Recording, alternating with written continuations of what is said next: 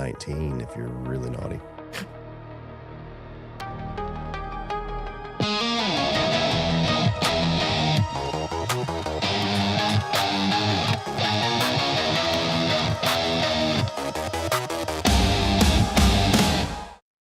Good evening, one and all. It's that time of year again. We're just about at the halfway point. So it's time to talk about the first 6 months of the year in films and new releases. And joining me is Cody Leach. Cody, how are you, sir? Not too bad. It's been a very busy month. June has just been balls to the wall no matter what I do.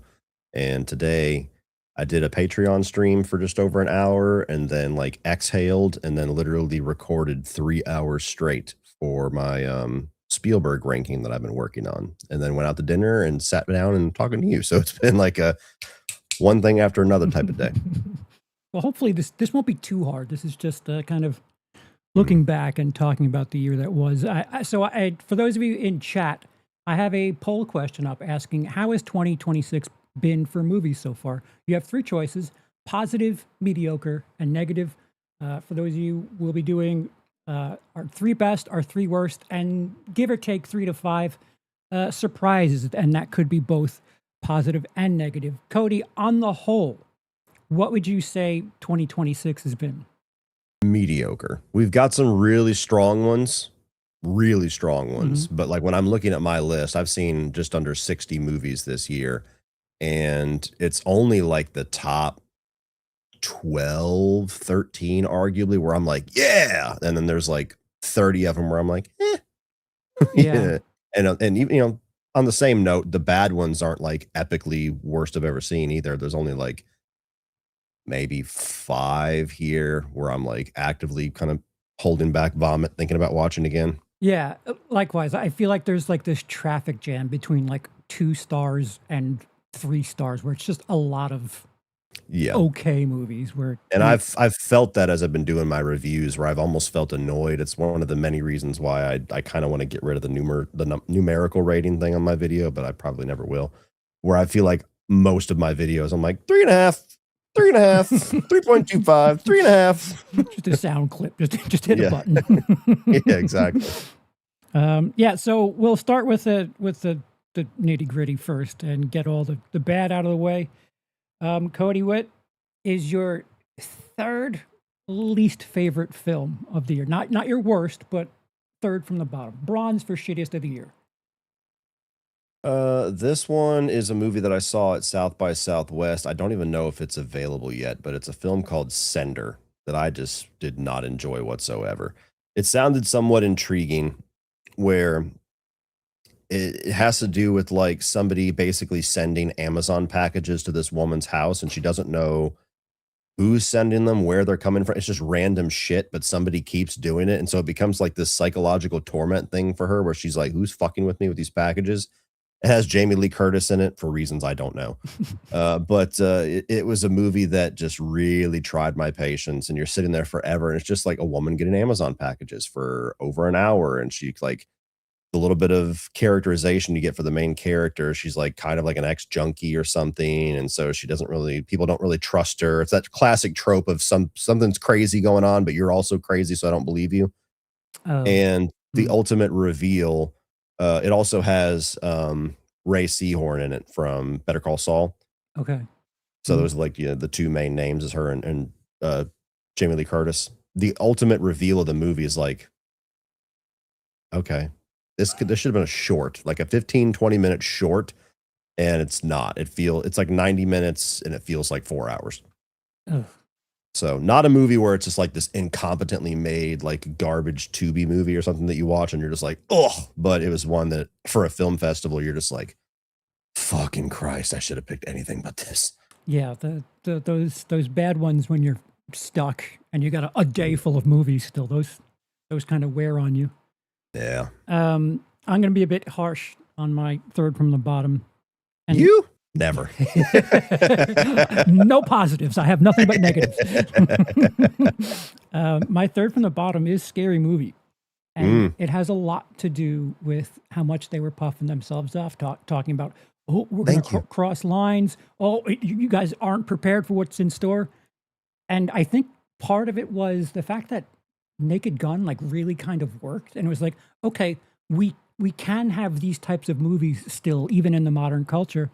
Yeah. And Scary Movie is just lazy. It's just lazy and like boring. And I'm Yeah. sorry, I wasn't offended by anything. Just having that trans thing in the train.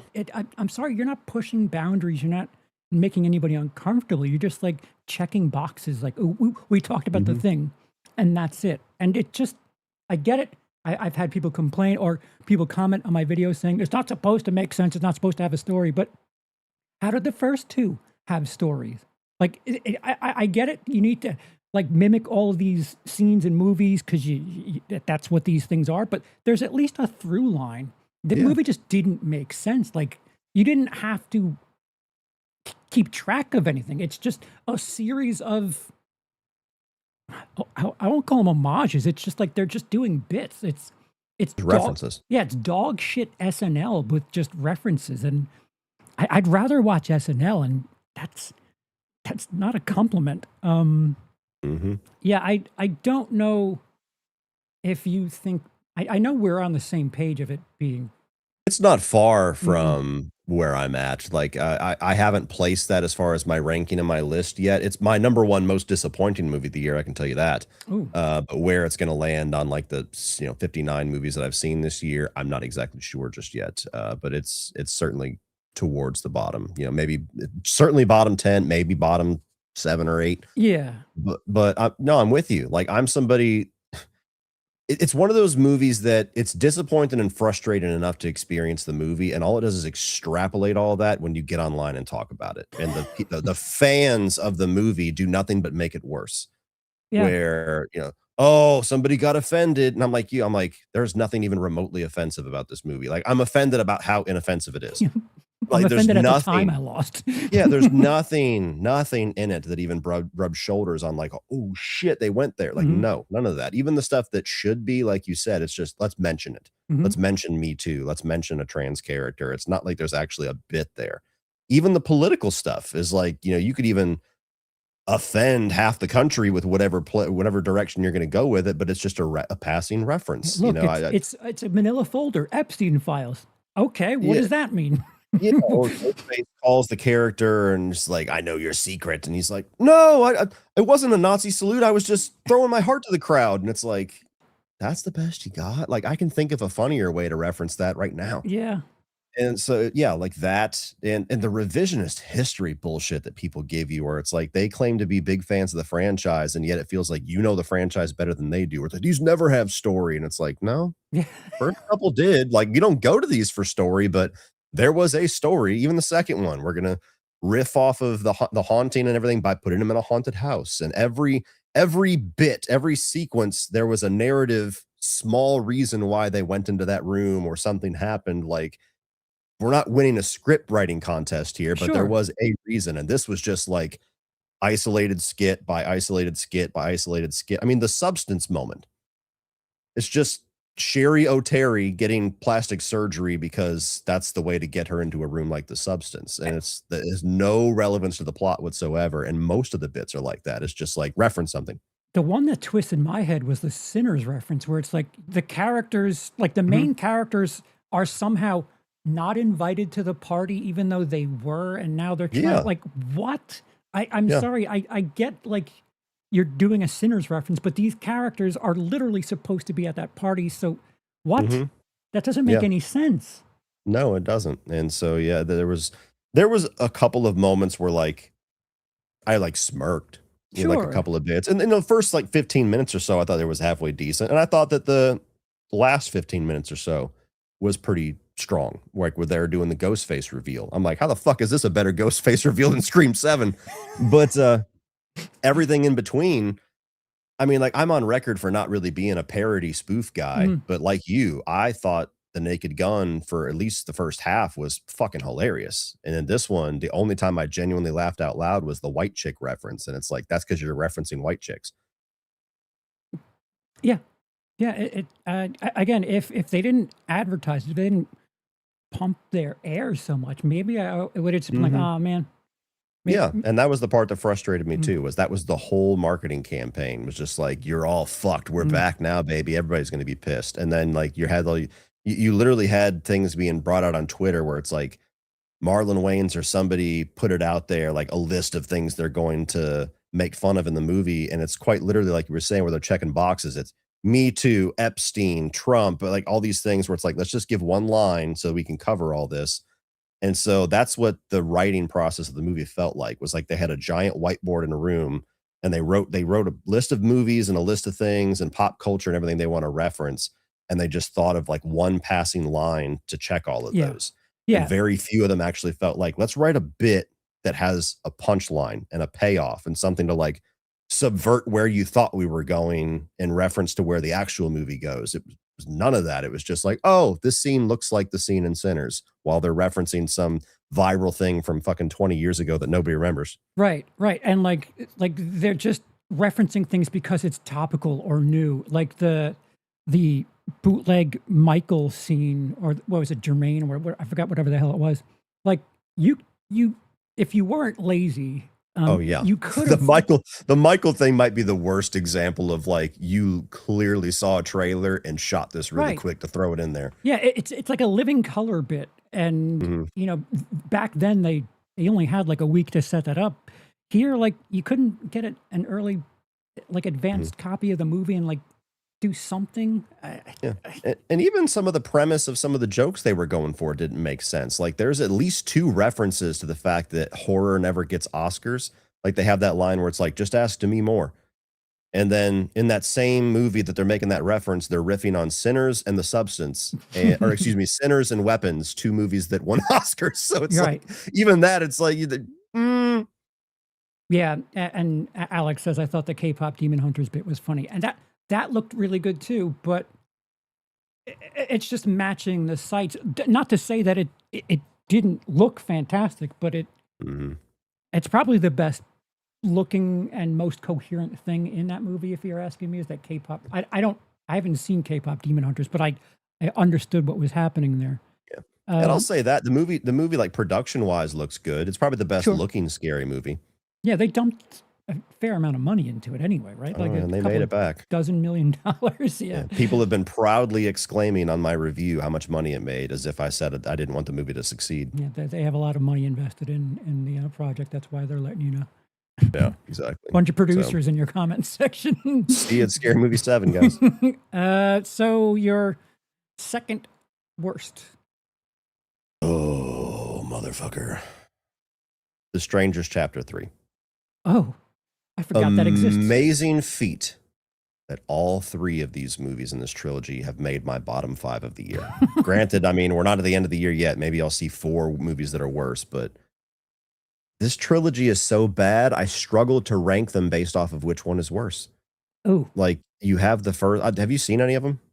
I saw one, and then I voted that I'm not doing it. Just Yeah, you didn't miss anything. So, like, I went into I'm not a Strangers guy. I don't even like the original film. I think it's highly overrated. I like, Pray at Night okay, but even that, it's not like a classic to me. It's Mhm. just solid slasher. Yeah. So I'm not a Strangers fan. And I walked into this really only curious because of Rennie Harlan's name, because I love a lot of his older films from the 80s and Mhm. 90s. So I'm like, all right, cool. I mean, Rennie Harlan, his style, plus they're doing a trilogy. They must have some cool idea. They had like maybe a movie's worth of ideas, and some dumb fuck producer somewhere said, let's make a trilogy out of this bitch. And on one hand, he's an idiot. On the other hand, he's a genius, because they definitely made a big profit with 3 Sure. releases. But yeah, so the first film is like a very poorly made remake of the original film.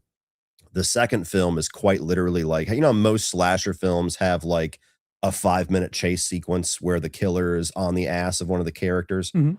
It's like they took that and made a whole movie out of that. So it's just like a 90-minute extended slow chase sequence where nothing happens except for a CGI boar fight.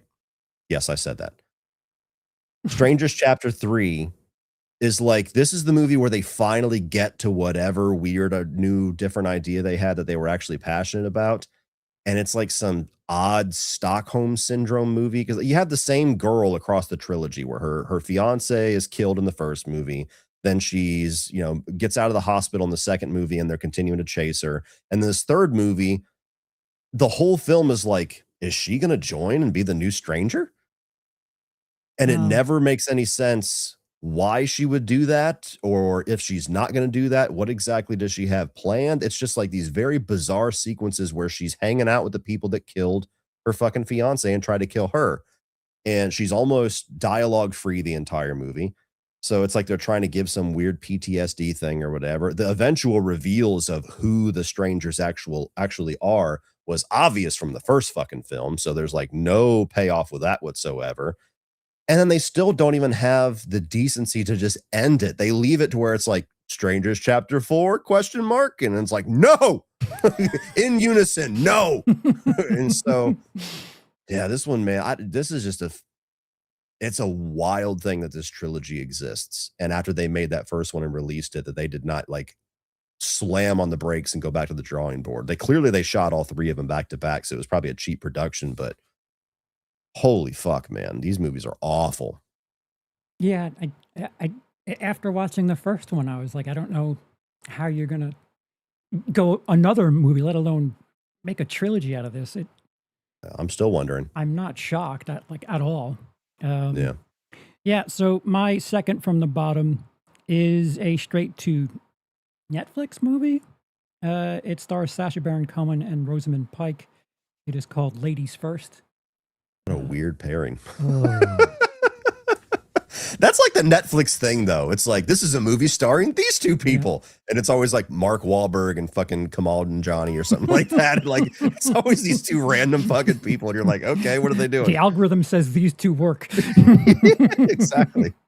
Yeah. So Sacha Baron Cohen is a exec in a advertising company, and Rosamund Pike is the first female to be a partner or in the higher end of management. But Sacha Baron Cohen's character isn't letting her get much control over their big jobs, and he hits his head. And when he wakes up, he's in a world where everything's flipped, and women are now in control of everything, and it's heavy-handed. It is feminism. Like what if feminists were in power of everything?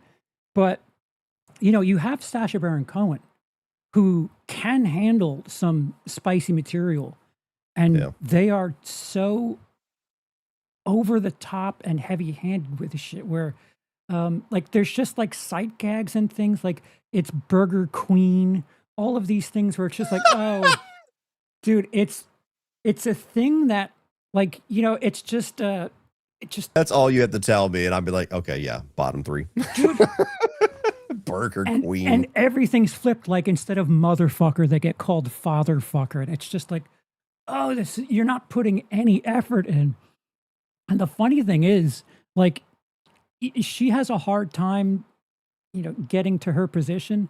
But when Sacha Baron Cohen like falls into this women in control world, he still has a job.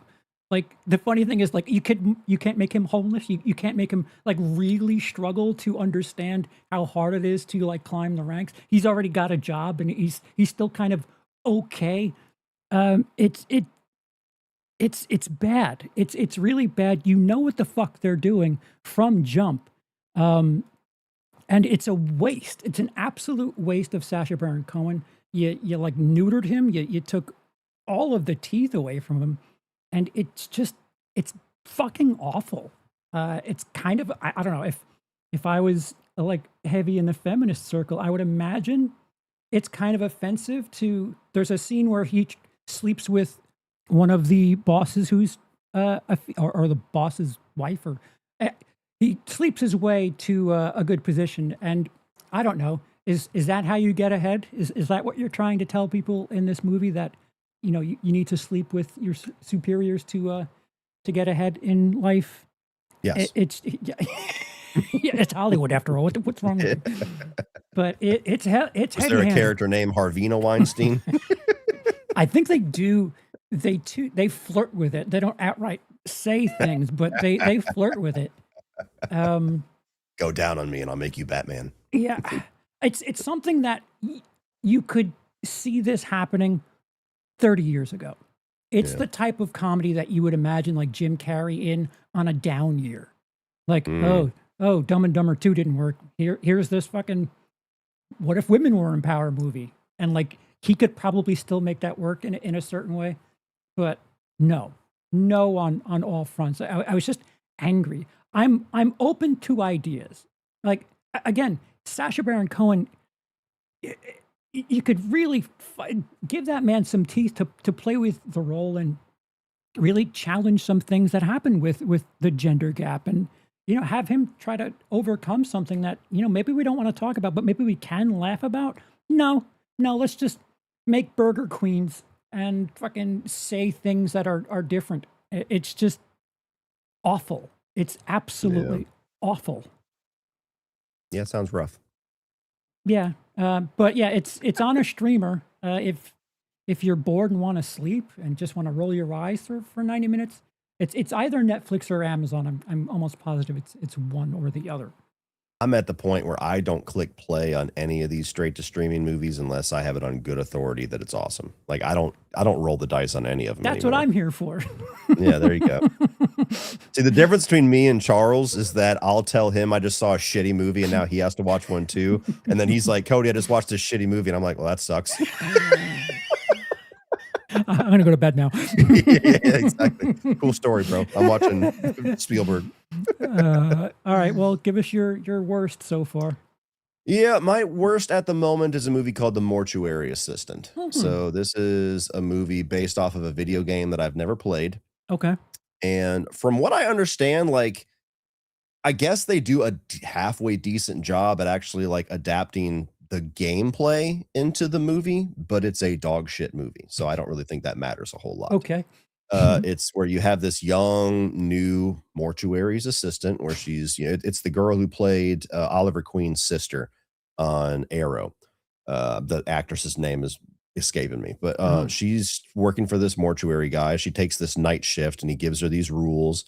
And she ends up having like this body that almost like the autopsy of Jane Doe that very much looks like there's some kind of like curse thing going on. Okay. And so it turns into like this haunted house ritual thing where there's some kind of entity, some kind of a spirit. And if she does the mortuary thing the right way, like she can get out of it. So I guess that's kind of the gameplay of the game, but like, it's just the most fucking generic, low rent, cliche ridden movie that is everything in it you've seen 1,000 times before in these movies, but with a story that just goes nowhere. And then you have the mortuary guy who keeps popping up and his dialogue is so fucking ham-fisted of like gameplay exposition where he might as well be the tutorial guy where he's like, press X to grab scalpel. And like it's like that's how his dialogue is. And so I was miserable watching this. I mean, it's like 90 minutes long, felt like fucking 3 hours because I was just like, oh, can something happen, please? So yeah, I mean, video game movies, we got a lot of them this year, and 3 of them are in my bottom 5 as of right now, and this just happens to be the worst one. Oh no. That's not a good omen. Well, actually, you know what? Mortal Kombat 2 is okay. Mortal Kombat 2 was solid. I have a lot of faith that Resident Evil will be pretty good, hopefully great. I wish I had your hope. I really do. I hope you're right. Yeah, there we go. I was thinking there was another one, but maybe Street I'm missing Fighter, something. Isn't Street Fighter this year? Yeah. Street Fighter, Mario. Yeah, okay. There's been a few. Yeah. Yeah. So my worst of the year. If you've checked my channel at all recently, you know I'm quite active in certain circles. Citizen Vigilante, the new Uwe Boll film starring Armie Hammer. Speaking of video game movies. Yeah. The king. the adapter himself. It's a vigilante who is not a European citizen running around taking care of bad people in Europe, mostly immigrants. I want to remind you that Armie Hammer's character, not an immigrant, and just making people pay. It's a vigilante movie that I can name you like 5 that if you want that type of story, watch them instead. because there's some sort of push and pull, and there's some sort of narrative and emotion to go through. Falling Down, Taxi Driver, 1970s Joe, The Joker from 2019, all very similar in their, you know, guy not exactly doing all the right things. The problem is there's no sort of repercussions.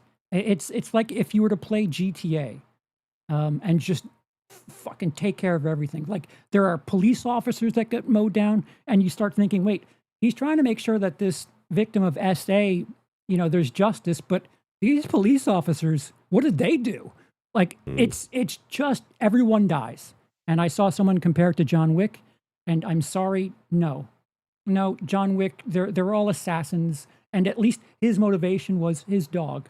There's no motivation for Army Hammer. It's I own an apartment building, and it's an Uwe Boll movie, so it looks like shit. It doesn't really track really well. There's just I don't know. It feels like it could have been a half an hour movie, but it's stretched to 90 minutes. You have a bunch of shots of just Army Hammer working out and buses riding through vaguely Eastern Bloc versions of Europe, and very heavy-handed dialogue. And yeah, my bottom two, Ladies First, heavy-handed on the left, and Citizen Vigilante, heavy-handed on the right. So now both of you can fuck off, because I'm going to be in the middle here where the normal people are. But it's a rough spot because everybody hates you. It sucks.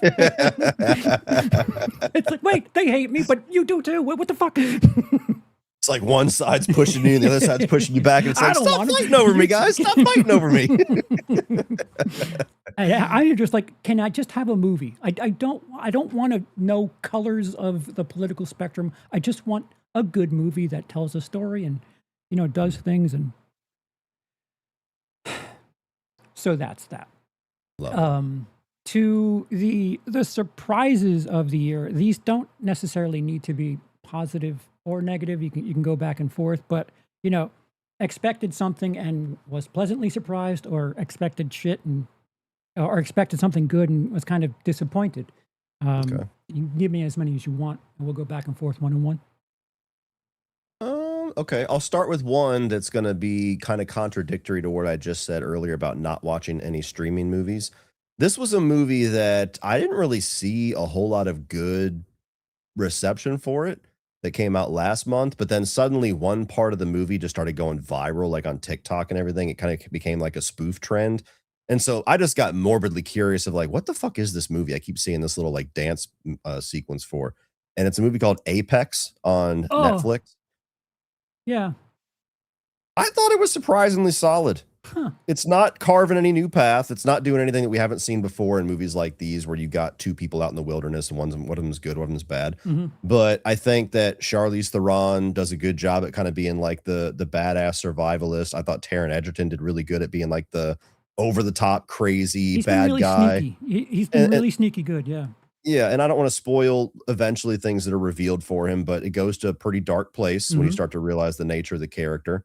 I thought it was solid. So like that's one that, like, again, it's going to end up like in the middle of my list by the end of the year, but that was one that everybody was either really down on or was just like aggressively mediocre, like whatever. That movie came and went. And when I watched it Father's Day morning, just because we had time to kill, and I was like, hey, not bad. That was pretty good. If it was a movie that came out, 15 years prior to theaters or something like that, I'd be like, hey, that's pretty damn solid. Yeah, I think that's the problem with streamers. Like when they're kind of good or okay, it's like, man, you're like 10 years too late. Yeah. Like I've seen something like this already. No, I would not defend it from any defense of saying like this feels like other movies, but I think just because I walked in expecting it to suck like most of these movies do on these streamers that have a couple of recognizable names.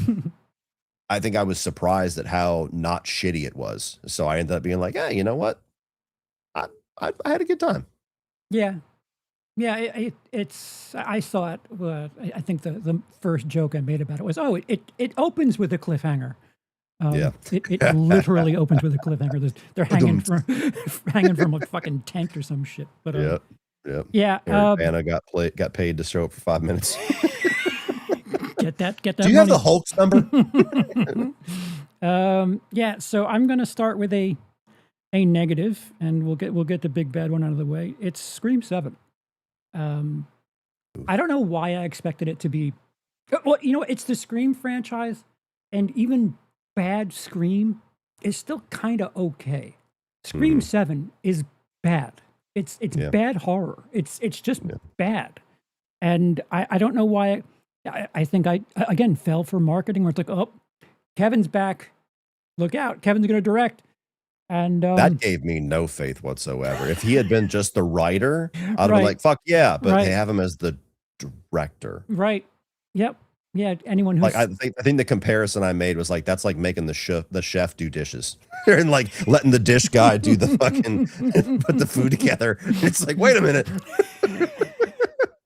yeah. If anyone's seen Teaching Mrs. Tingle, there's I don't know what the hell there's to go on there, but no, it's I'm sorry.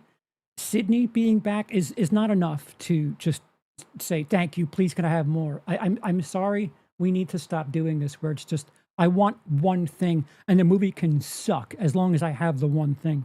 The movie's bad. The movie's bad. Um, for the first time, we have a different variant on ghost faces, a new number, and it's like so wasted and like none of it matters. We're like, oh, okay, next. Oh, who are you? Why? What is this? Mhm. And it just, I mean, the gore is interesting. They have an interesting premise that I almost prefer. That, you know, they have this AI subplot where I kind of wish they just kept with the AI thing and like I don't know, it's a bit ridiculous, but I, I would have preferred that than just random people who are I don't know, people I just don't give a shit about. And at a certain point, does everyone want to kill Sidney Prescott? Because I feel like she'd be pretty fucking crazy by this point. Well, that's the problem with, like, the popularity of this franchise is at odds with the shelf life of the premise. Yeah, And that's it's where stab at this people point. Yeah. don't I mean, that's what I'm saying, like, the franchise has become the movies it used to roast. Hmm. And, like, I'm one of those people that when I saw Scream 5 and they were very clearly, like, phasing out the original characters, I was like, "Good." Right. Not because I don't love them, but because it's gonna get stupid at some point. Hmm. Like, if you've survived 5, 6, 7 encounters with Ghostface, number 1, it's gonna be diminishing returns like a motherfucker, but 2, there's no tension in your movie because I know you're gonna survive, so, like, what the fuck? You're gonna have all these sequences where you're being chased or you're against the wall or they got no, they don't. You're gonna win. Somehow you're gonna win. And Yeah. so I was always a firm believer in that. You know, whether you were fully on board for Melissa Barrera and you know, I'm forgetting the other actress's name. She's blanking on Wednesday. my name. Yes, exactly.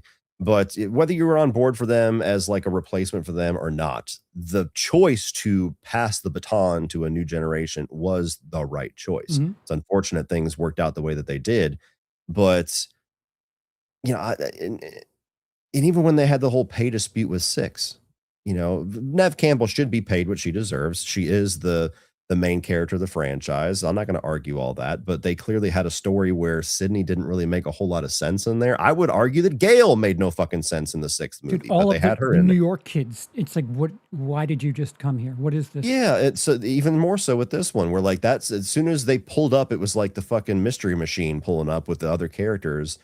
And so, yeah, with Scream 7 specifically, like the writing was on the wall for me the whole time that this was going to be a shit show. I still held faith that it would at least be entertaining because even bad Scream movies have still been solid. Like Scream 3, Scream 6, they're tied somewhere Mhm. for my bottom before this.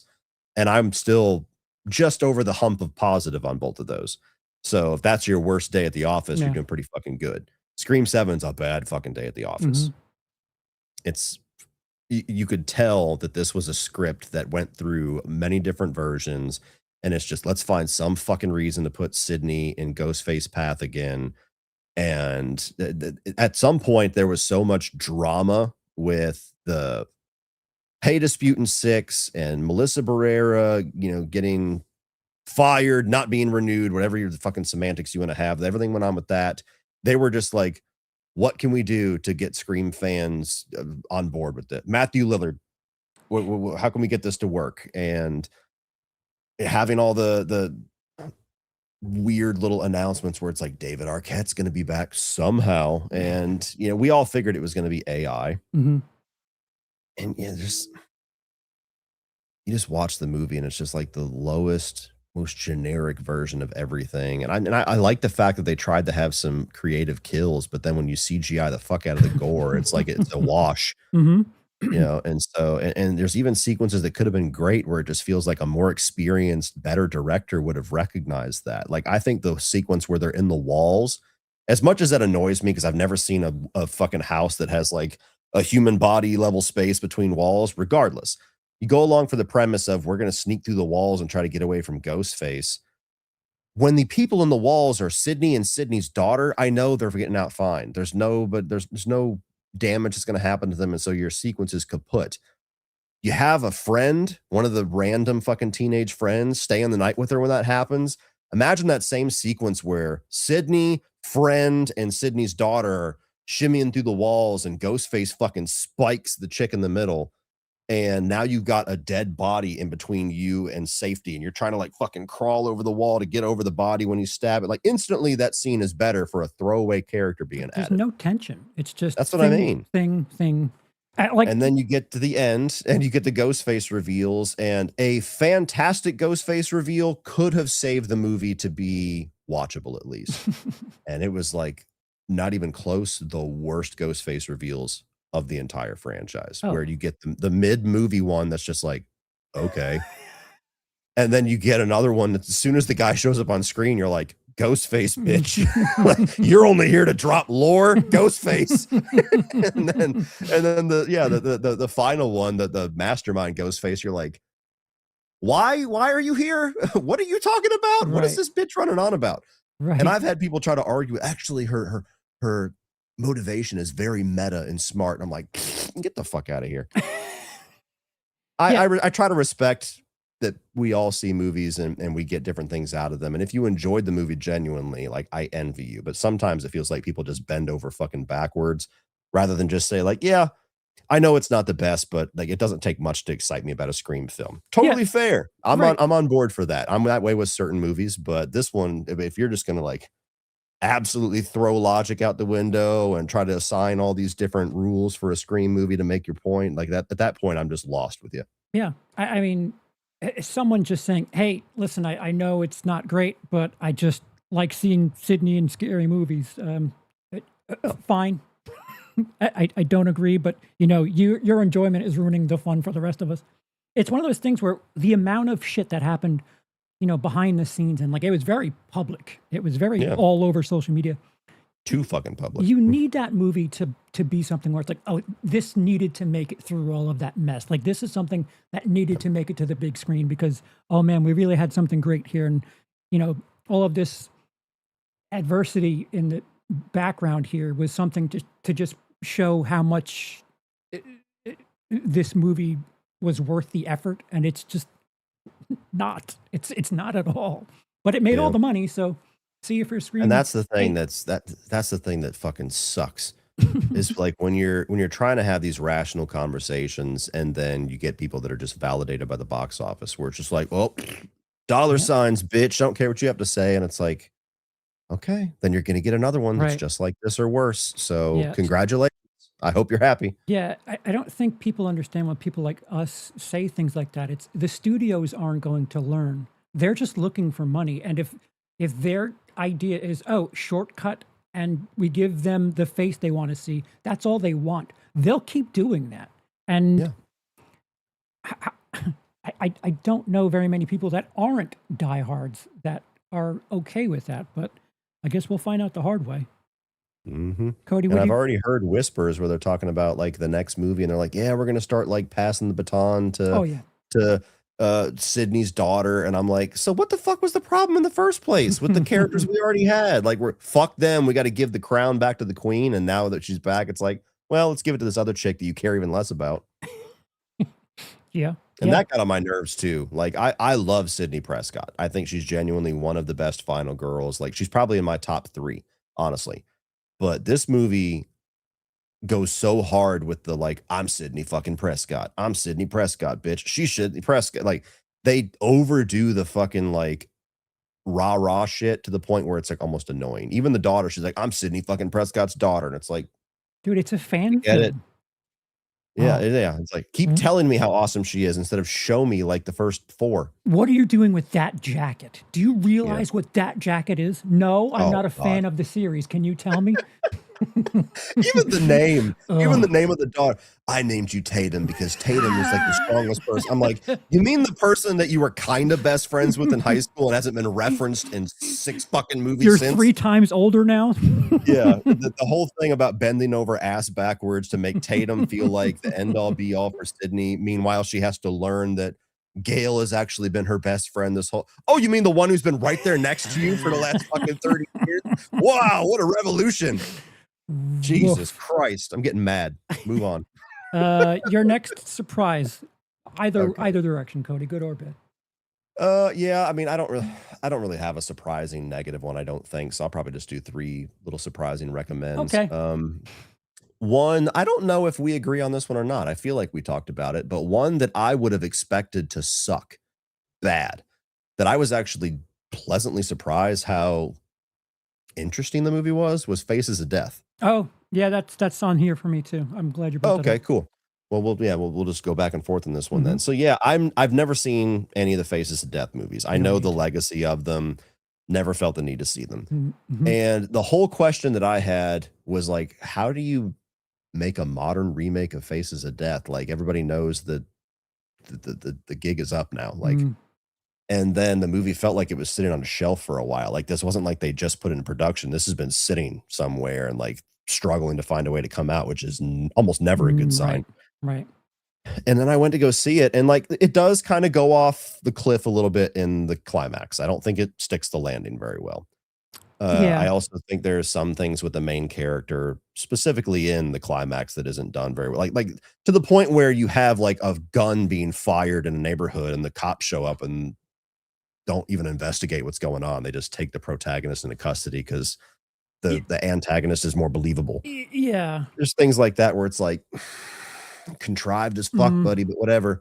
But everything that the movie's actually, like, doing on a commentary side, I thought was really interesting, where it's talking about violence on the internet, even in America, how, like, sex is more taboo than violence over here, and it's, So like, subtle flipped too. overseas. Yeah. Yeah. So subtle with it. Like they don't bring it up. They show you. They don't make dialogue out of it. They're just like, oh, that's just sex. It's a banana with a condom on it. But you know, we Yeah, can't let that on the flagged. TV. Yeah, right. Yeah, flat, and then somebody's getting decapitated, and they're like, leave it up." And so, like, that was interesting. Having, the I still can't decide if the movie kinda being a little bit reserved with the gore is actually kind of a disappointment for me, or if that's just, like, an extension of the commentary of, like, "Why do you want it to be more violent?" Yeah. So, I don't know, but I left the movie feeling like that, like, "Oh, I felt it should have been a little bit more gory," and then I was like, "Wait a minute, did they trap You me?" sick fuck. Yeah, You're the exactly. problem. I'm the problem, yeah. Dacre Montgomery, great performance as the villain. So, Yeah. yeah, I mean, it's like a, 3.5, 3.75 out of 5, somewhere in there, but, like, I expected it to be like a 1. Yeah. I would have bet money I was gonna walk out and be like, "That was a piece of shit." I'm right there with you in the score, everything. I don't know how you managed to cover this. I mean, in hindsight, it's like, oh yeah, of course, the internet. This kind of makes sense that you make this modern, where you know there's Mhm, these fucked up websites that people go to look at these things, and I'm sure if you want to look at faces of death type stuff, you can find it on the internet if you're looking hard enough. yeah, Um, but I liked the fact that it was kind of like a commentary on itself, or like mhm, it's a universe where the Faces of Death movie lives. yep. The movie actually exists in this universe, and it kind Very conveniently in the roommate's 7 VHS tapes that they have. of all he has is the collection. That's I have all the Yeah, Faces of Death movies. yep, Yeah, and again, doing commentary on a lot of things about the internet, not just violence. there are things that uh, it's subtly done. They don't like preach to you about anything. They just kind of ask questions and like, Yeah. is this good to you? Is this right? But it doesn't really take a stance one way or another. It's just like, this is the way things are. How do you feel about that? And it never really kind of jumps in one way or another. If anything, like you said, the antagonist's motivations are a little questionable at times, and some of Mhm. his reasoning is funky. Once there's an altercation between some police officers, I was like, really? You Yeah. couldn't put that back in the oven a little bit? Maybe try some different ways of doing that. But Mhm. yeah, it's actually quite surprising that it manages to reference the original movie. It still gives that type of gore to people who are looking for exclusively that. Although apparently, maybe not, Cody. You want a bit more of it. It's one of those things that I can imagine bothering both Faces of Death fans because it's not gory enough, and people who are like, "What the fuck is this? This is too gory." So Mhm. I don't know. I think it's done an incredible job of being controversial without like beating you over the head about it. Yeah. Um, I'll stick with my downfall here. Faces of Death counts as a positive surprise for me, but something that I was really kind of fired up about and kind of yeah, it's not the worst thing in the world. It's just I'm not mad. I'm just disappointed. It's Ready Mm. or Not 2. Mm. Um, Okay. it's I think I gave it a 2.5. I have But that in my ranking. It's literally right next to Faces of Death. So oh, it's interesting. yeah. It could be because I haven't watched the original in a while or whatever, but just watching 2, it felt like, oh, this is just an extension of the first one. Like it's not its own story. It's just like, meanwhile, here's what's happening. Um, and like there's a bunch of new characters that they just like throw you right in, and there's not much getting to know them. It's Mhm. just here's the next mansion, and now here's the same shit, a different mansion. Um, but I kind of wanted to earn the experience a little bit more because it just Yeah. throws you right in, and I'm like, let me figure out what these people's deal is. Mhm. But it's not bad. It's just, man, I really enjoy their stuff, and I don't know. It seems like Samara Weaving has done a couple of. Again, this isn't like a failure or anything. It's just kind of I wince at it. There's a couple of movies that she's done that I don't know if it's her so much as the project itself, but I would Yeah. have expected more. Yeah. I liked Ready or Not 2, but it's nowhere near as good as the first one. I wasn't as disappointed as some people that I saw it with. This was a South by Southwest premiere, Hmm. but yeah, it's a movie that I mean, even when they announced it, I'm like, really? Do we need another one? Like, it was one of those things. And I think the movie kind of proves that we probably didn't need another one. Not that there isn't good stuff here. I think a lot of the strength is in the villains and a lot of the villain performances. I think Sarah Michelle Gellar and Sean Hattasy are really good. There's a few more in here. I think that, Samara Weaving's always fun to watch, Hmm. especially in roles like these where she gets to kick people's ass. Hmm. The gore that you get is fun. Elijah Wood is the standout of the movie to me Hmm. as like the lawyer Satanist character or whatever, like the lore dump character where he's given all the new rules and stuff. He's Hmm. very fun at being like very quirky, but he's treating it like it's serious. Right. And so he's really good. I think the biggest disappointment with me was like the big draw was we're gonna bring Samara Weaving back and we're gonna pair her with Her oh fuck. sister. Yeah, Yeah. I just blanked on her name. Lisa Shit. Frankenstein. Shit. I've you could tell it's been a long day because I'm blanking on names left and right. That's my job. Um yeah. I don't often have that problem, but I've had it like 3 times in this one Yeah, stream. she was in. Catherine Newton. Catherine Newton. Yes, very good. Yeah. So yeah, I think that was the main marketing draw was like, let's take one of the standouts of Abigail and Lisa Frankenstein. Let's pair her with Samara Weaving. And you can see it on paper. You're like, yes, they would work well together. But functionally in the movie, they don't really have a chance to really realize that because in order to get their scenes to even make sense of why her sister is suddenly now being brought into this and brought up, we never knew about it before. They have to stop in the middle of them being chased to be like, all right, now let's work on our personal shit for Yeah. 8 minutes. And so the movie keeps doing that, where it's like it kills the pacing, and it just feels like it also kind of ruins the immersion of it, where it's like you don't feel like you're actually on the run for your life when you keep stopping every time you get to a new room so you can start talking about some shit that Yeah. happened 20 years ago. That's right. They're catching us up with shit where it's like, you could have done this in the first act. Why did you fucking go balls deep just from the Yeah. start? Like, I think that's my complaint, where it's like, you could set this up a little bit better. It's like, if you watch Abigail and Ready or Not 2 back to back, there's like a quality difference there. And I don't know. I thought sequels, you're supposed to like up the ante. And by up the ante, I just don't mean like an extra protagonist. Look, here, we're just going to fill in the blanks as we move along. Yeah. I don't hate it. It's just in that, like, that traffic jam of the middle that I Yeah. have. I'm like, I kind of wanted to like this more. Yeah. Yeah, exactly. It's one of those unnecessary sequels where it's just like, it's entertaining enough, but the legacy of the first movie would have been stronger without it. Right. I agree. What next you got? That's a fantastic question. Let me see here. One that I actually just saw, this was a pretty big surprise for me because I figured with my taste, I was going to be one of those people that walk out and went, nope. The Death of Robin Hood. I Oh, saw that last week, and this is an A24 movie with Hugh Jackman. I had it on my radar for a little while just because that's all I heard was A24 Robin Hood movie with Hugh Jackman. And I was like, ooh, mm, cool. I'll check that out. And it was a funny series of events. So I heard that it was bleak and violent, and it was like people were saying it's like Logan. And I'm like, ooh, okay, I can see that being awesome. And so I mm. actually invited my dad out for the Saturday of Father's Day. I'm like, you want to go see this new Robin Hood movie? My dad sees like 4 movies a year. And so I was like, yeah, we'll go. All right, cool. And so I found out that our buddy Sean had seen it. And so I texted Sean, and he didn't get back to me until like 2 hours before me and my dad are supposed to meet at this movie. And all I texted Sean was, because it's A24, I was like, how slow is Robin Hood? And he texted me back when I'm in the gym an hour and a half from when I'm supposed to meet my dad. He goes, epically slow. And I was like, oh, fuck.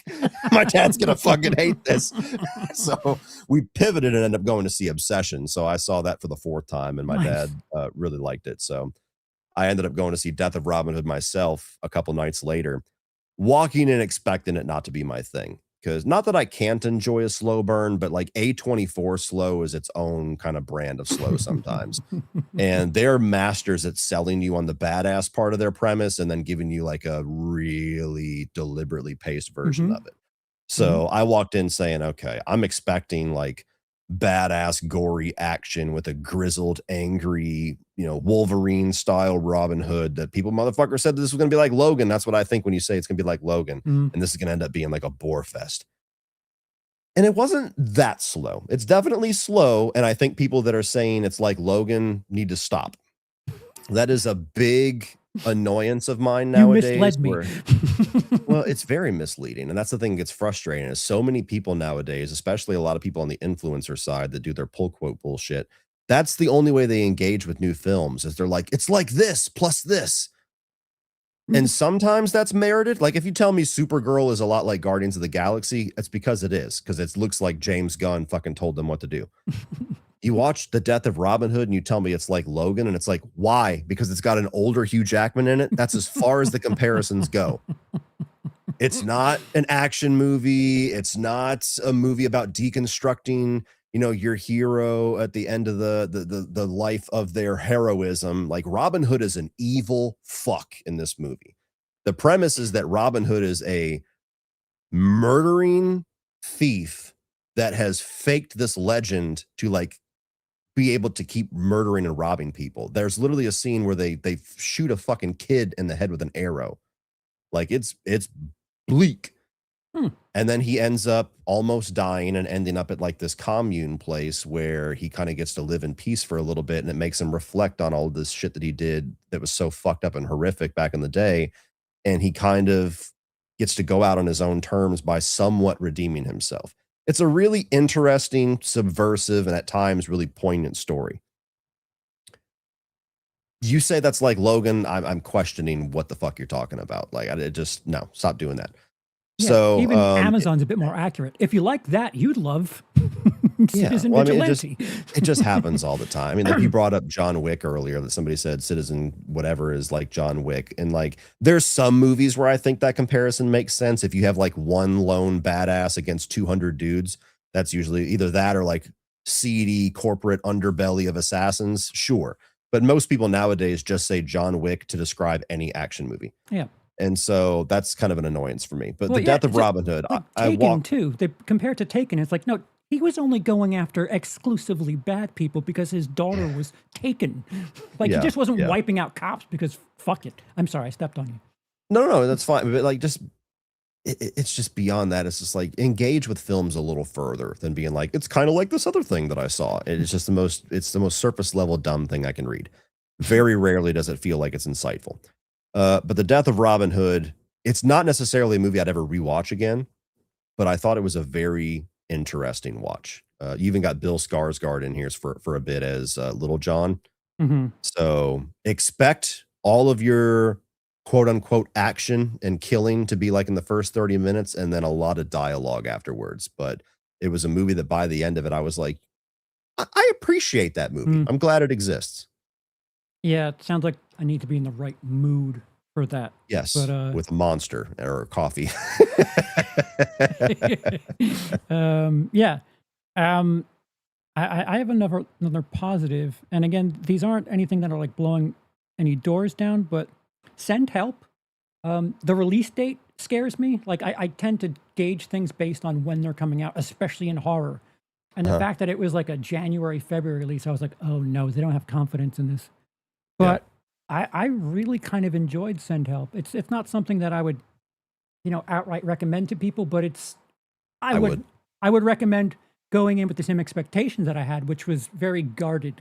Um, yeah, it's a really interesting time. Like I thought I expected things to go in a particular direction, and in the third act, things happen. It's like, they're doing different things here, and I'm here for it.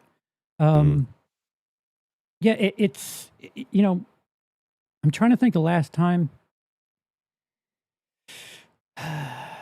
When's the last time Sam Raimi did something Multiverse of Madness. before that?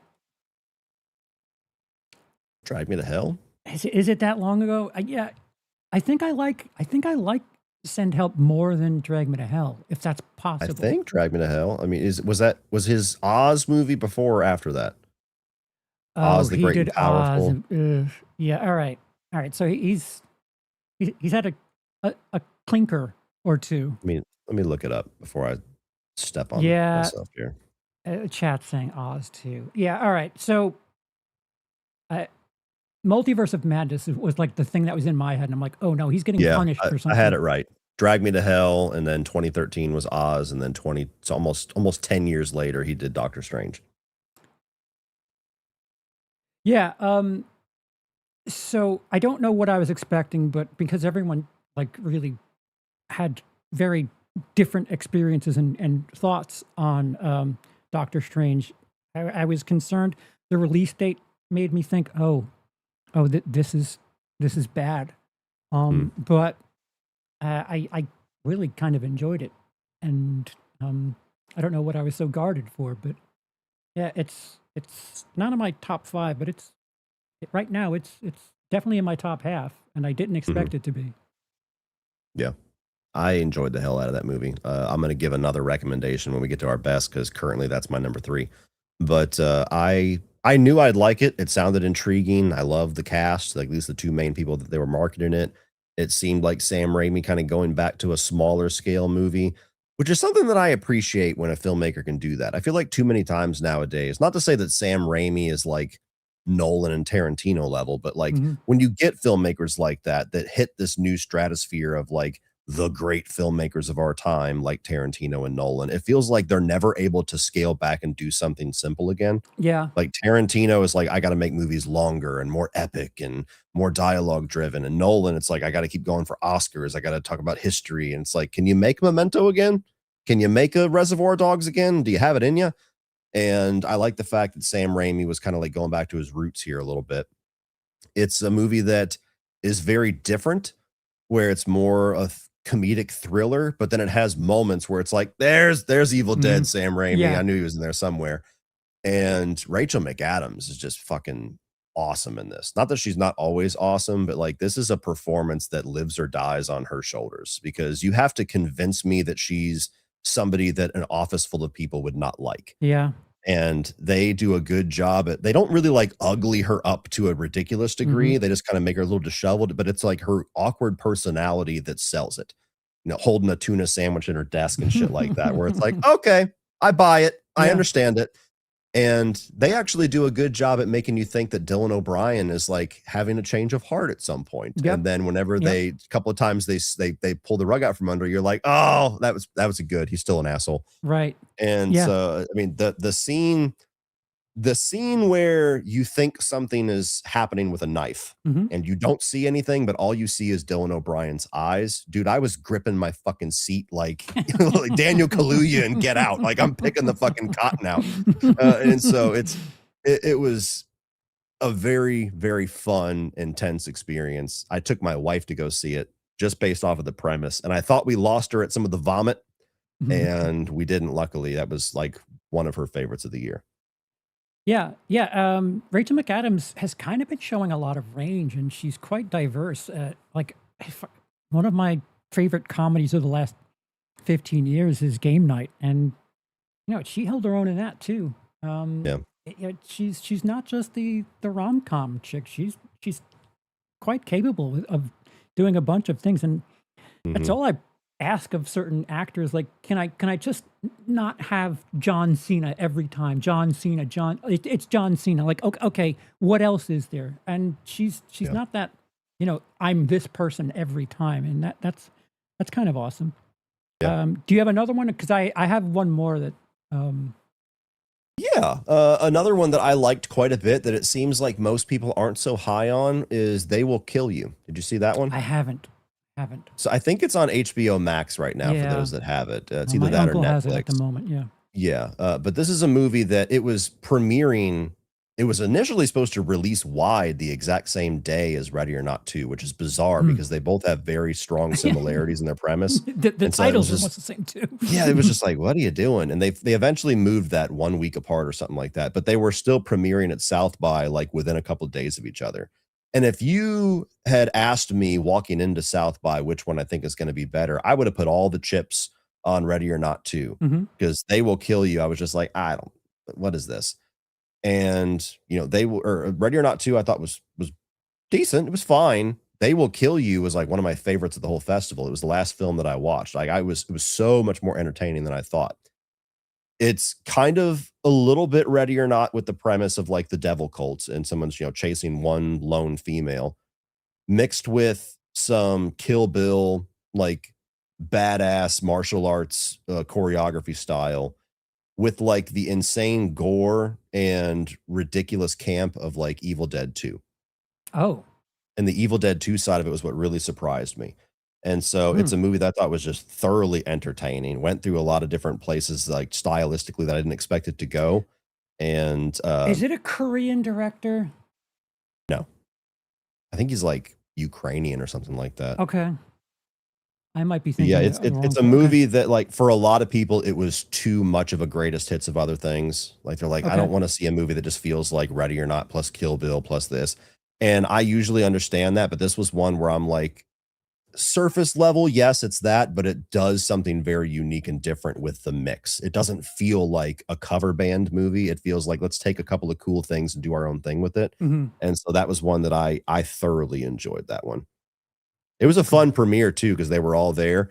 So it was this is one of the funnier moments that I had at one of these premieres, where I was standing in line getting my popcorn, and I was like 2 people away from the register, and these 2 women in like these suits came up, and they were like, excuse me, do you mind if we like cut in front of you really quick? I'm sorry, but we have to get some stuff for the talent, and they're about to have to go on stage. And I was like, yeah, no problem. It's fine. I'm no rush. See, and they said you don't have talent. Sorry. Yeah, exactly. Yeah.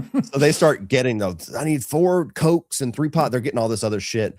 And while they're waiting, I was like, excuse me. I said, if you don't mind me asking, who is all this for? And they said, oh, it's for Patricia Arquette and Heather Graham. And I said, okay, well, here's the deal. You can continue to steal my spot under one condition. You have to tell them that all this shit is for me. They definitely did not follow through with the deal, but I thought that was a cute moment. Oh, wait. That's the one with Zazie Zazie Beetz. from Deadpool 2, right? Yep. Okay, I'm familiar with that. I just have not watched it. I know which one you're talking about now. It's like a sword on the cover, right? Yep. It's you'll enjoy it. I guarantee you'll definitely get around you'll to like it more than Ready or Not. I can almost promise you. I hope so. Yeah. Rounding out our surprises. Once again, I hear something, I get guarded. It seems like I expect everything to be miserable, and that's probably has a lot to do with my own psyche. But earlier in the year, Gray saw a movie and he says that this movie is the best of the year, and I was like, "The fuck are you doing?" And wasn't able to see it. It's been a while, and Rudy has nothing but nice things to say about this movie. And like when Supergirl.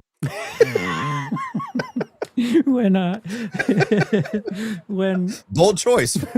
When the hype goes up, mine goes down. I'm like, oh no, too many people are saying nice things. I'm gonna be miserable. Charles walks into every movie like a battered wife, like, don't hit me again, please. I've heard this song and dance before. But yeah, that movie is Nirvana, the band, the show, the movie. Which one? All of the above. Yeah. I've never seen anything from this duo. I have no experience with any of it. Like the first half, I was rolling my eyes. I'm just like, this is some bullshit. Like I felt like there was a joke that was happening that I wasn't in on. And by the second act, I like was kind of rolling with some of it, and it very, very bluntly mimics and copies Back to the Future. And I would call that a shortcut if I only heard the premise, but experiencing it in real time, I kind of appreciated it, and it started winning me over. And I mean, if you're going to do a Back to the Future movie, why not include Back to the Future in there?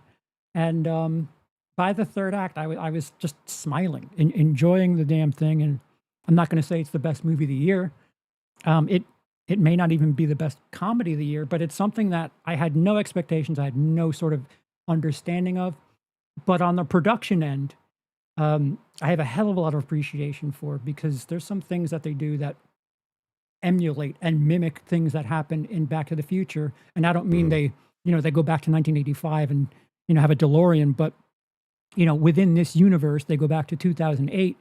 And, like the first moment where this movie like really got me, where I was like defensive and like shielded against this movie, they go back to 2008 and they're in a, what's the matter?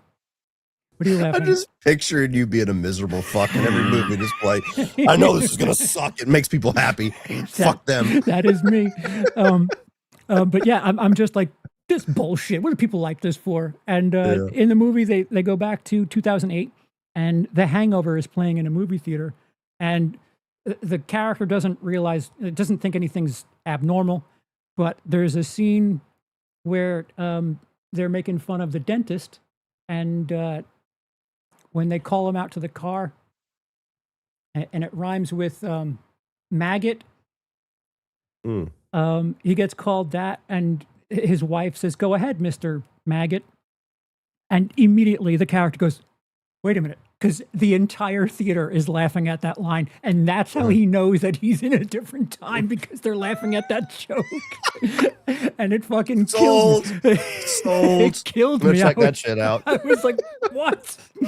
It broke me instantly. I was like, oh, man. And it broke at the exterior and slowly chipped away at it. Like, he doesn't say anything. He just turns his head like, wait a minute, something's wrong. That's fucking funny. Yeah. And like that broke me. And then the whole parallel Back to the Future thing, I appreciated it on so many different levels, but it's not the best movie of the year, but man, you could do far worse is what I'll say. Funnier than Scary Movie is what you're saying. Yes. Yes. I could tell you the whole script and you'll still enjoy that movie more. There you go. There you go. All right, so to our best three, we'll open it up to chat after this. So just save your things. A couple more. But Cody, what do you got on your third best of the year so far? All right. So we just talked about Send Help. So let me push that one to the side for a moment. And one that you and I have actually already discussed this movie a little bit, but I don't know if it'll stay this high by the end of the year, but I was quite excited about how much I enjoyed this when the credits rolled. Power Ballad. Oh, This is one that okay. it played at South by Southwest, and I really wanted to see it. All I knew was, Paul Rudd and Nick Jonas in some movie regarding a song. And I was like, all right, I mean, Paul Rudd's all you really need to tell Mhm. me. I'll be there. And I don't remember if it was against a movie I wanted to see more, or if it was one of those movies that was playing super early and I woke up and said, fuck that. I don't remember, but I didn't end up seeing it at South by. And so I tried to see it in the theater, and even in the theater, it was a pain in the ass because it was such a small release. For the entire week that my local theater had it, they were only playing it at 10:30 a.m. And I was like, "What the fuck?" Like, I would have made it, but that was going to interfere with when I have my trainer session at the gym, and so I literally couldn't. So I was just like, "Well, I guess I'm not fucking seeing this thing." And so I even emailed the people in charge of the movie. And I'm thinking, if you have a limited release, you're trying to get the word out to as many people as possible, they're clearly going to give a screener. Nope, no screeners. And I'm like, is the universe just against me seeing this fucking movie or something? This is bizarre. Finally, I saw that it went VOD like the day after it left my theater. So I was like, oh shit, that's why. So I bought the movie, and I think I'm discovering, even though I'm somebody that really doesn't like musicals, if you give me a movie where music is a good piece to Mm. the movie and it's done well, that really hits home for me. You got movies like Rudderless. Later on this year, we're going to have Rivals of Amziah King, which I loved. And this is one where you have Paul Rudd as like this wedding singer in Ireland who's a failed songwriter.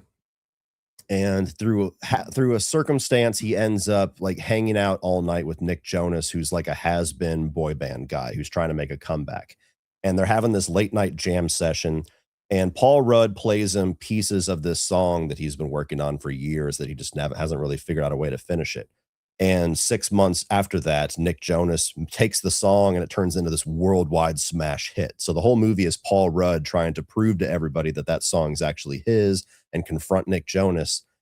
And I just thought it was a very fun, heartwarming, sweet, at times funny. Not as funny as I think it could have been. I could have used, like, if the comedy dials were dialed up like 25%, I would have loved it Yeah. even more, especially with Paul Rudd in there. But he's got this friend who is like the friend that will fight anybody Mhm. for you, that I thought had a lot of good moments. He's most of the And comedy too. He's probably almost all of 50% it. of it. Yeah. Yeah, yeah, exactly. Like, I wish they would have mined a little bit more comedy out of the confrontation between Paul Rudd and Nick Jonas.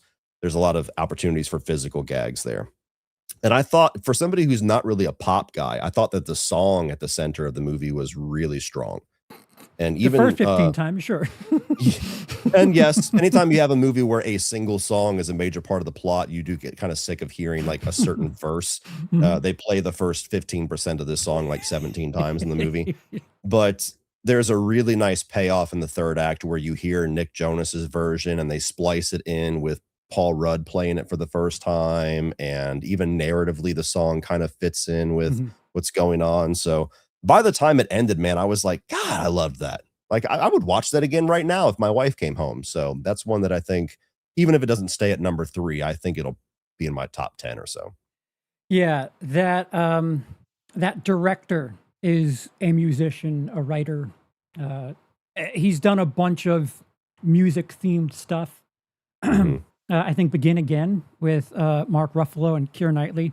I've seen a couple of movies by his already, and I'm not going to say that they're similar, but they're same E, where like music is Hmm. definitely the front of the thing, and there's these dramatic points that like are based in being a songwriter. So Hmm. I can understand your perspective not seeing some of that other stuff. Um, Yeah. I just felt like, oh, about musicians and there's music. Okay. Hmm. I know what to expect. And it's kind of in the neighborhood of what I was used to. But As a creative, as an entertainer, there's stuff that you and I can probably relate to with, certain things where things happen where, you create something and it's close to you. You don't know what to do with it, and someone else figures out a way to do something that's either similar or the same. And you're like, man, that was my deal. Um, yeah, it's not high for me, but I think the fact that like it rhymes with a bunch of his other stuff kind of Yeah, is a strike against it for me. But I don't disagree. yeah, Um, makes sense. my number three of the year is Good Luck, Have Fun, Don't Die. Um, Gore Verbinski, I really like his fucked up Mhm. humor, and I keep For the meaning. record, by the way, Good Luck, Have Fun, Don't Die, as well as Obsession are 2025 movies to me. If I was Oh, ranking them this year, they would probably both be in, well, certainly Obsession would, but maybe even Good Luck would be in my top 3 as well. okay, So that's just to throw interesting. that out there. So all right, so that changes things for me a little bit.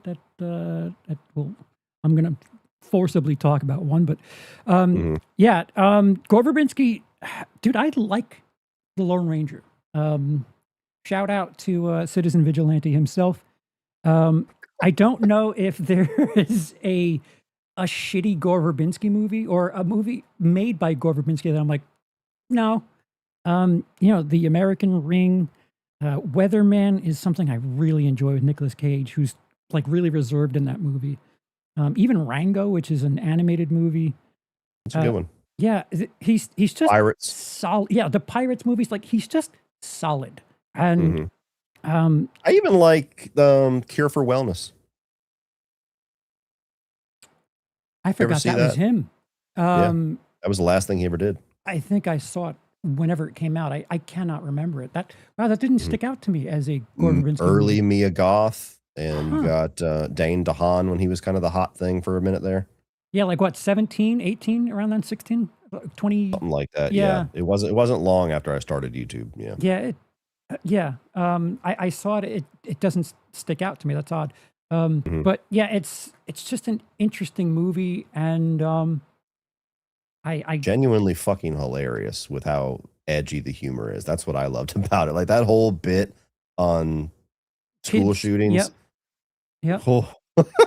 Like, that's the type of humor Scary Movie wished it had. Oh, absolutely. Yeah, it's I'm yeah, where the way that they decide to have a laugh with school shootings is like, how in the fuck are you ever gonna get me to laugh on that subject? Oh my god, do they find ways? yeah, and the movie, there's like just straight faced about things where it's just like this is Yeah. this is absolutely absurd, and Yep. in this universe, everything's just yeah, okay, sure. Um, Mhm.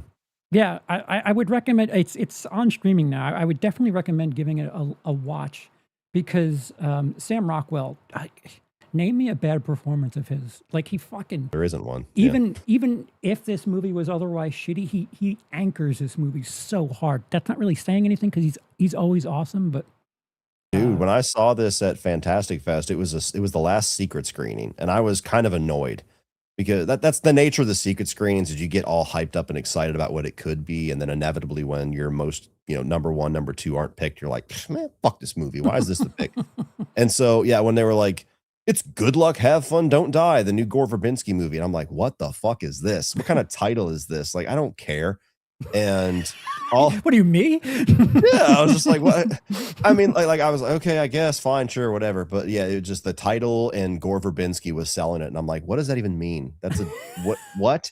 And so all it took was that opening sequence of Sam Rockwell walking in and doing his whole monologue with that fucked up raincoat suit, and Mhm. I was like, "In! This is awesome. I'll shut the fuck up." Yeah. Yeah. What do you have? It. What do you got? Two, right?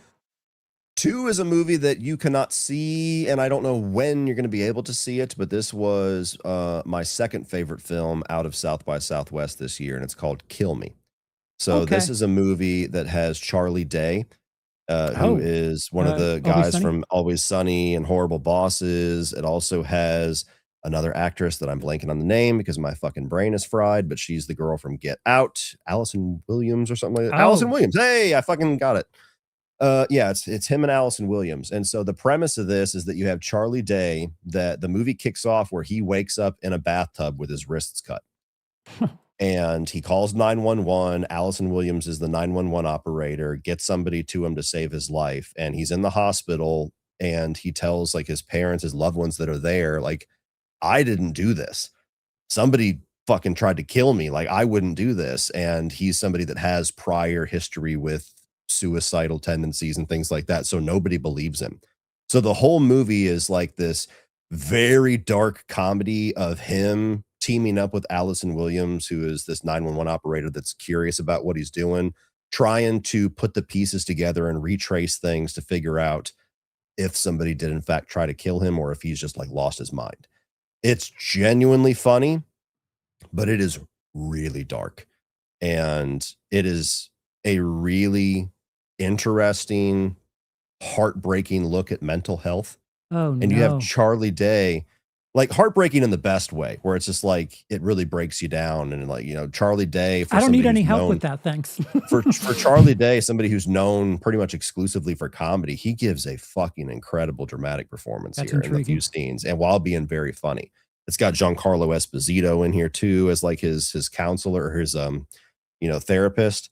It's just a movie that I thought was incredibly well done. Okay. This was one of the first movies I watched in the festival, and I was just like, okay, this might be okay. And it was like, wow, like it's gonna take a badass movie to dethrone that, which we'll talk about here soon. But this is one to really keep your eyes out for because it's a special little movie. Okay. I'll swap because I feel like we would share at least a top three experience for this other one. Mhm. So substituting in number two is Project Hail Mary. Um, Are you avoiding talking about Obsession then? Is that what you're doing? I am saving it for last because it seems as if you would have talked about it anyway. So Yeah. yeah. Project Hail Mary. Congratulations. Special movie. Sci-fi Mhm. movies. They still My exist. number 4 right now. So Okay. Yeah, it's just a good time. Like for everyone mhm. who says, "Oh, you can't make original movies." Yeah, you can. Yeah, you can. It did quite Mhm. well. It's sci-fi. It's heartwarming. You have this fucking rock person that like Mhm. there was a small part in that movie where I'm like, how would they figure out his language so quickly? But like at a certain point, I'm like, just fucking go with it. Like really, Yeah. uh, it was enough of an explanation that I was like on board with it. That okay, that's how he understands and whatever. Once I got over that hurdle, I really enjoyed the ride, and it's just like a 5-star solid sci-fi adventure action movie, and it has heart. Um, Mhm. the end like really fucking got me. Yeah. When they show what happens to Ryan Gosling's character, I was like, oh, that's sweet. Mhm. Yeah, I highly recommend that movie. I think that also is on VOD. That will probably be in my top 10 when the year's over. If it's not, we had a For sure. fantastic year. Yeah. Yeah. Things picked up like crazy in the back half. What I loved so much about this movie that you don't see too much of nowadays is, to me, this was a true family movie. Yep. Most times nowadays, especially when you say family movie, that's like a nice way of saying this is for kids and it's tolerable for the adults. Yeah. Project Hail Mary is a movie that has something for everybody in the family. It's got like a light bit of flirtatious romance for the women in the room. The kids get their cute little Yep. rock alien monster and all the fun gags that Mhm. are genuinely funny. Even adults get a good laugh out of them. It's a very like well-paced movie, but at the same time, it never shies away from the science of it all, which is where you get like the intrigue of the adults too, where it's very much about the real world science Mhm. of like, if this thing happened, Some then what we got to hopelessness do. too. Yeah, Yeah. the hopelessness. And so it's a movie that it never dumbs itself Right. down for the sake of appealing to like the lowest common denominator or appealing mostly to kids. And that was such a refreshing thing for me, where usually it's one or the other. This is either a grown up movie or it's a kids movie. And so, yeah, Ryan Gosling was great in it. I even like the way that they paced out some of the reveals of like how he got onto the space station, which only adds Yep. certain layers to Yep. it and adds layers to his character, where it just makes you like kind of reinterpret how you view his character a couple times throughout the movie. And like you said, yeah, the multiple endings in a good way that it had, like the one the little send off where it's like, all right, my friend, like that whole sequence is cute, and you're like, oh man, it's like ET again, where you're Mhm. like, maybe he'll phone home one more time, sometime you'll see him again, and then that extra little piece to the ending that only makes it better, where you're like, oh, okay, cool, Yeah, you have multiple instances of sacrifice, and yeah, it, all of the instances of sacrifice, like oh, that's really sweet. yeah. I could I can go on that for hours. How Yeah, long were you sitting like this in this one, just for the n- record? uh, not very long. I I think what when you find out Ryan Gosling, I thought maybe they were going to do some sort of thriller thing where, well, it's first act stuff. He's on the spaceship, but he wasn't exactly voluntarily on there, and I was like, "Ooh, are they doing some sort of well, I don't know what to compare it to, where someone's doing something and they don't really have a choice in the matter." But like I was trying to read into something that was a bit more cryptic and dark than it really Mhm. was, and I guess because I was trying to think of it as I was being cynical about where the movie was going, it kind of, oh, okay, it's just plain old sweet. Okay, Mhm. yeah, I like good stuff. I just need to break down the exterior a little bit. But yeah, the third act like won me hard. Mhm. Number one for you, sir. Numero uno. Oh, For me, wait. this Uh, Project Hail Mary or The Martian? I Project Hail Mary. I haven't seen The Martian recent enough. I Okay. would have to rewatch them. I highly enjoy both of them. Mhm. The Martian, for the record, is the only Ridley Scott movie that I've seen that I've loved in like the last 20 years.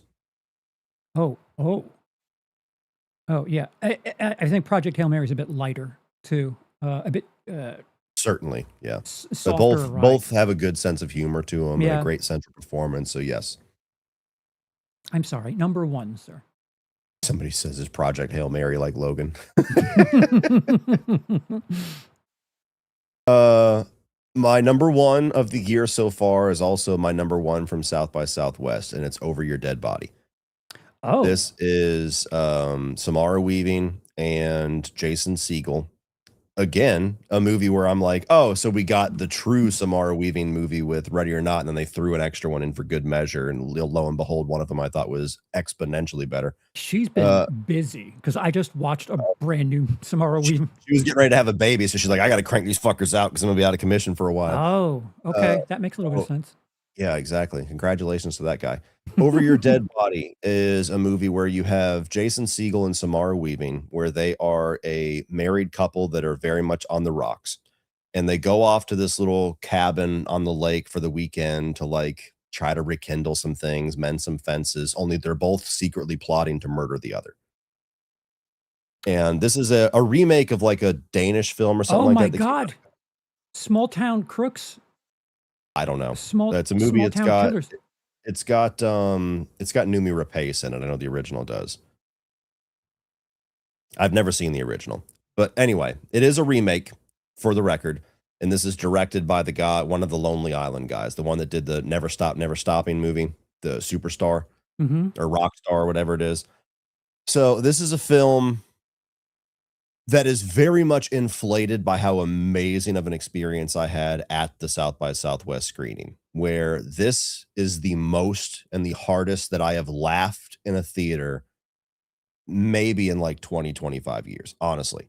Phew. Now, when you go to a film festival, you have the liveliest possible crowd. It's the most awesome experience that nobody was actually there to promote the movie, which is a little bit of a bummer, but you know, you're setting yourself up for like the prime theater experience. So it's not going to hit probably as hard for people that watch it at home or went to the theater to see this. But for me, I had an unbelievably good time watching this, where it is just so fucking funny.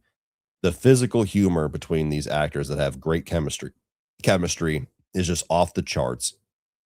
Eventually, you have these three bad guys that enter the story, one of which is Timothy Oliphant and the other one is Juliette Lewis, and things only get crazier from there.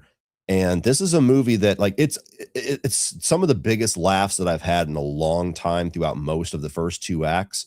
And as it gets to the like the third act, it's going to get more violent, but you expect because it's so lighthearted and funny that they're going to soften things a bit. Nope, they fucking go hard with the gore. And so it Oh, was a movie that yet again like shocked me with how crazy it got. Where like I'm having audible reactions in the theater, like oh shit, like moments like that, which I never have. So this was one where just start to finish, man, I had an unbelievably good experience with it. I took my wife to see it when it came out in theaters, had another great experience with it. It's just a genuinely fucking hilarious movie, and Samara Weaving and Jason Segel are great in it. Everybody's great in it. I think it's made it to Hulu already here. Maybe. It might be around that time. They were saying The Trip is the name of the Danish film, and Noomi Rapace Gotcha. is in it. So it's not the movie I was thinking of, which is, I guess, better. Mhm. Yeah, Samara Weaving, good actress because she's been in a bunch of shit where she's the love interest a couple of times. What was the movie where she steals cars? I kind of enjoyed that. Last year, I want to say it was. I didn't see that one. Oh, really? Samara Weaving stealing cars? Yeah, what the fuck? Eeny Meeny? Is that what it was? Oh, yeah, I didn't see that one. I Um, recognize the title though. I didn't hear good things about it, so I never watched it. yeah, I won't give you a full recommend, but it's a streamer. But I mean, Samara Weaving, to her credit, just like cookies. Are they ever bad? That Once, borderline. touche. Caroline, good. Solid, yeah. Familiar. It's nothing special, but in all of these movies, she has love interests, and I buy it. So Mhm, to hear that about the chemistry, it's fascinating that she puts so much work in with all these different co-stars and manages to be believable about it. mhm. Yeah, it not exactly my number one, but I kind of shifted it because Cody says it's technically a 2025 movie. This could apply to a surprisingly good movie for me. I do have some sort of guard against this movie because I feel like if the hype has only been what it's been for the last 2 months and you still have not seen the movie, it may not be able to match that level of hype because everybody is talking about and still talking about Obsession. Mhm. I think it's worth it, but if you've been in the dark for the last, I won't even say 2 months, if you've been in the dark for the last 4 months, it may not be able to reach that level for you because, um, with uh, again, with my guarded sense, um, with opening weekend hype, I was still kind of, there's no way this movie can be that good. But Mhm. a little movie that could, monkey's paw premise where guy wants to get the girl of his dreams, wants to get out of the friend zone, and wishes on a plot device, and things go a different direction. And it's fascinating. Indy Navarrete, spectacular performance. It's tight. It's well within its own little universe there. It doesn't really do anything too extravagant, but it knows its restrictions and it's comfortable in it. And I would say it excels in those areas. I Mhm. think it's fascinating the conversations that have uh, gone. Fascinating and concerning in some directions. Yes, yes. Um, Cody, you have one of those discussion videos that's like what half a million views already at the fucking. Dude, it's currently my second highest viewed video ever. God bless. That's I the did not villain expect video, right? that, and it was yeah, and it's a video that I just kinda did. I was like, "Ah, fuck, I need a video today. I guess I'll do this." Like, it wasn't planned, and then it's just been soaring around. It's like, "Fuck yeah, keep going. Keep talking about it. Keep telling me he's not the villain. Please, keep going." Yeah. Yeah. I mean, this was a movie that I saw last year at Fantastic Fest, and it was the only movie that I had trouble getting into. Like, it was the only one where the tickets were sold out within a second of the tickets going live that day. And only because of my buddy Chuck was I actually able to get into it. And I knew the moment I walked out of that, I was like, when this drops next year, this is going to be the movie of the year for horror fans. Yep. Like, unless we have some monstrous fucking thing coming out that I don't know about, this is the one. Yep. And it was very good for me to be able to say that and say it so confidently all of last year and not have it end up being a movie where everybody sees it and they're like, dude, what the fuck were you smoking? That was okay. Yeah. And so it's nice to be able to feel like I'm not overhyping something and ruining something for people. But No. this is one where it's just been an incredible success story. Mm. You know, there's some bumps along the road. You know, we had some controversy here and there with like the art director getting pissed and, you know, a couple other things. But it's just a really cool thing, especially from the perspective of a YouTuber, to see somebody who starts on this platform and has this monstrous hit, you know, the little indie movie that could. Mhm. And it's just a really great, simple movie. It's very tight. There's not really any fat on it whatsoever. Everything makes sense. Every scene that comes is as a direct result of what happened before it. And it's genuinely creepy. It's got some very good humor in it. It's got characters that you're really into, even the ones that are doing some fucked up things. Like, they're 3D and well-rounded enough with the way that they're written where it doesn't feel like mustache twirling villains, Right. which creates these debates where some people are like, I don't think you did anything wrong. And so it's an interesting movie to discuss. Mhm. And yeah, I mean, it's got a horror performance in it that if Indy doesn't at least get nominated, like, this might even be a bigger fuck up than Tony Collette. Like, this might even be one of those things where people are like, "Are you out of your mind?" So we'll Yeah. see. I don't want to send her any bad juju. Maybe the last couple of years of horror getting some flowers, we finally kind of got over the hump. But it's been really cool to see a movie succeed this way, to see so many people engaging with it. And it's the only movie in 36 years on this earth that I've willingly watched 4 times in theaters. And I would watch it a 5th time if I had like a friend with me that hadn't seen it that was visiting. Mm. So that says a lot. That is quite impressive. Yeah, I guess to give you were talking about. I think you were the first person to tell me about this movie because I think we were trading notes because I was doing remote coverage Yep. of Fantastic Fest. I And certainly talked about it when Right. we did that stream with Gray, if nothing. yeah, yeah. So it was something that was like on my radar, and then when it got its release date of May, again, I pay attention to dates, most especially with horror. Cody's full of shit. This is gonna suck. Impress me, bitch. Yeah, yeah. So the May release date kind of. Oh, okay. Not January, not October, May. That's some confidence. Mhm. And then the buzz was huge, and it matches. The only thing that I guess I'm frustrated, or maybe I kind of exhale a bit with, is people like trying to look at things that it doesn't need to be. Like, oh, what is the One Wish Willow? What if this? And like, just don't look too deep in it. Just I think some of that's fun. Sure, Like, you know, sure. For I was content's sake, talking, sure.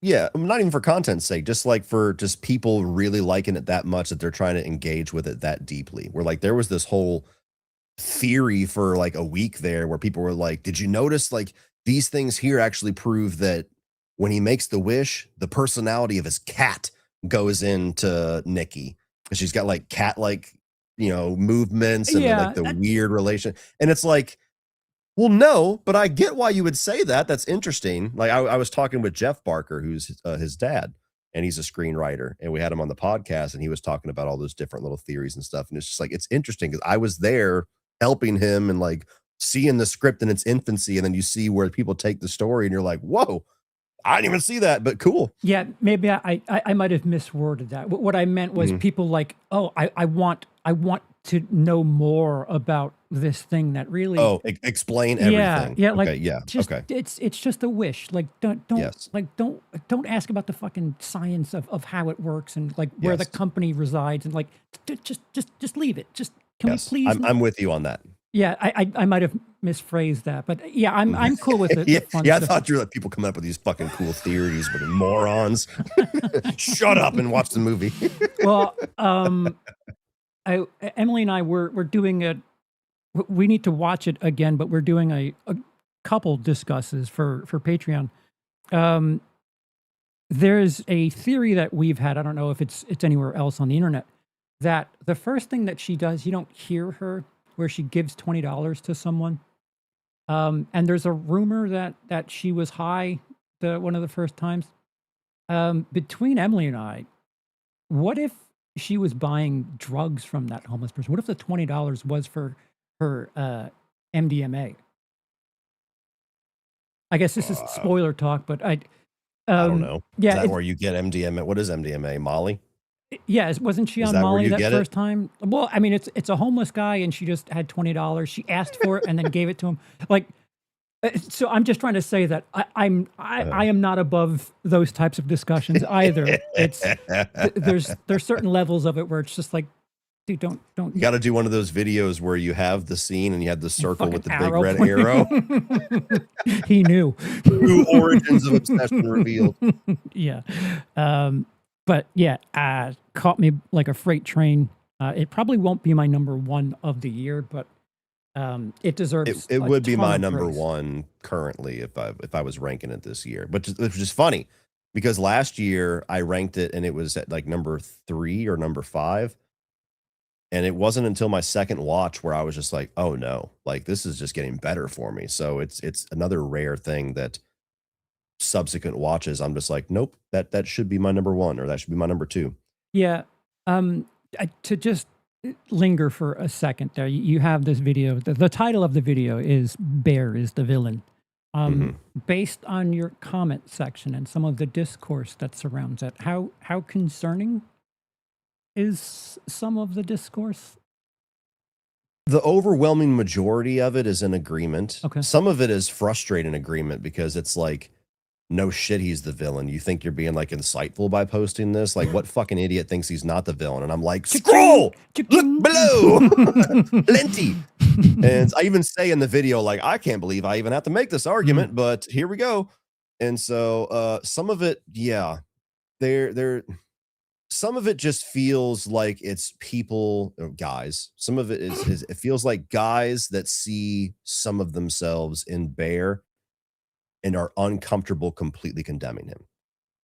And I made a point in that video where I was like, I was Bear at one point, where I was the shy, nervous, low confidence guy that felt like because I'm the nice guy and I check all these boxes that you say you want and I'm not the assholes that you date, like I'm insulted at the fact that I'm not the obvious choice. Like I remember feeling that entitlement.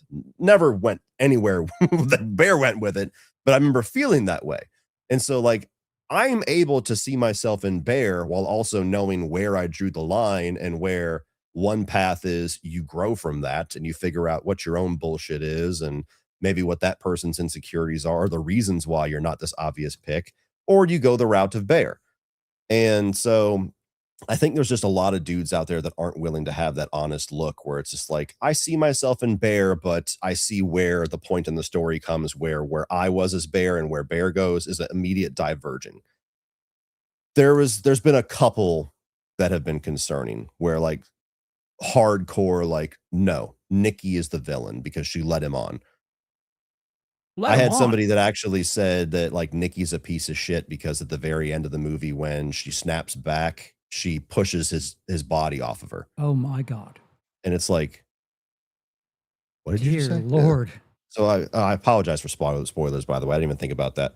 But you know, it's that's the level of comments that I've seen a few of where it's just like, that's actually scary. Like, that's actually a little concerning that, like, not only are you just not seeing the obvious, but you're going so hard the other way where it's like, that's where you see like some of the incel shit where it's like, bow down and do what I ask you to do. Otherwise, fuck you. You deserve to die. And it's like, whoa.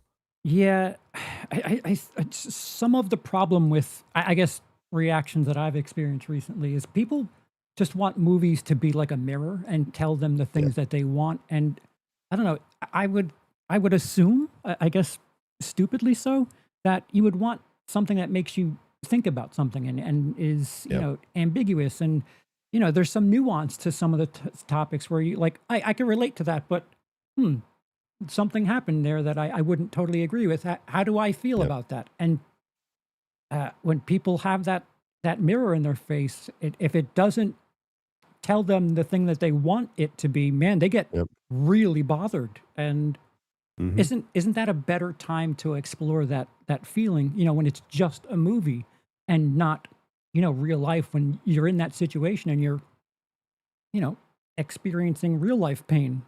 Uh, Yeah. I mean, that's what's so interesting about the movie is like you have a character that lives in the gray in certain ways, but there is certain points in the movie where it's like now they have crossed the threshold into I'm not just ignorantly in this bad situation that's just a circumstance, like I'm actively participating in it. right. And even points where it's like without a shadow of a doubt what is going on and you're still trying to box it in to be the most comfortable thing that you can live with. I mean, there's so many points in the movie, it just gets worse and worse and worse. And it's like, clearly for some people, it's not ever enough. But like, at what point is it too much for you? And Yeah. so it's an interesting conversation to have with people of like, when was the point when you feel like he turned villain? And those that are just like, I don't see it that way. Or like, even better, the ones where like, he didn't do anything wrong. It's the One Wish Willow people that are the villains. And I'm like, so is Smith and Wesson the villain for when somebody shoots somebody? Like, what the hell are you saying here? Mm, yeah. Yeah, Yeah. That's certain interesting.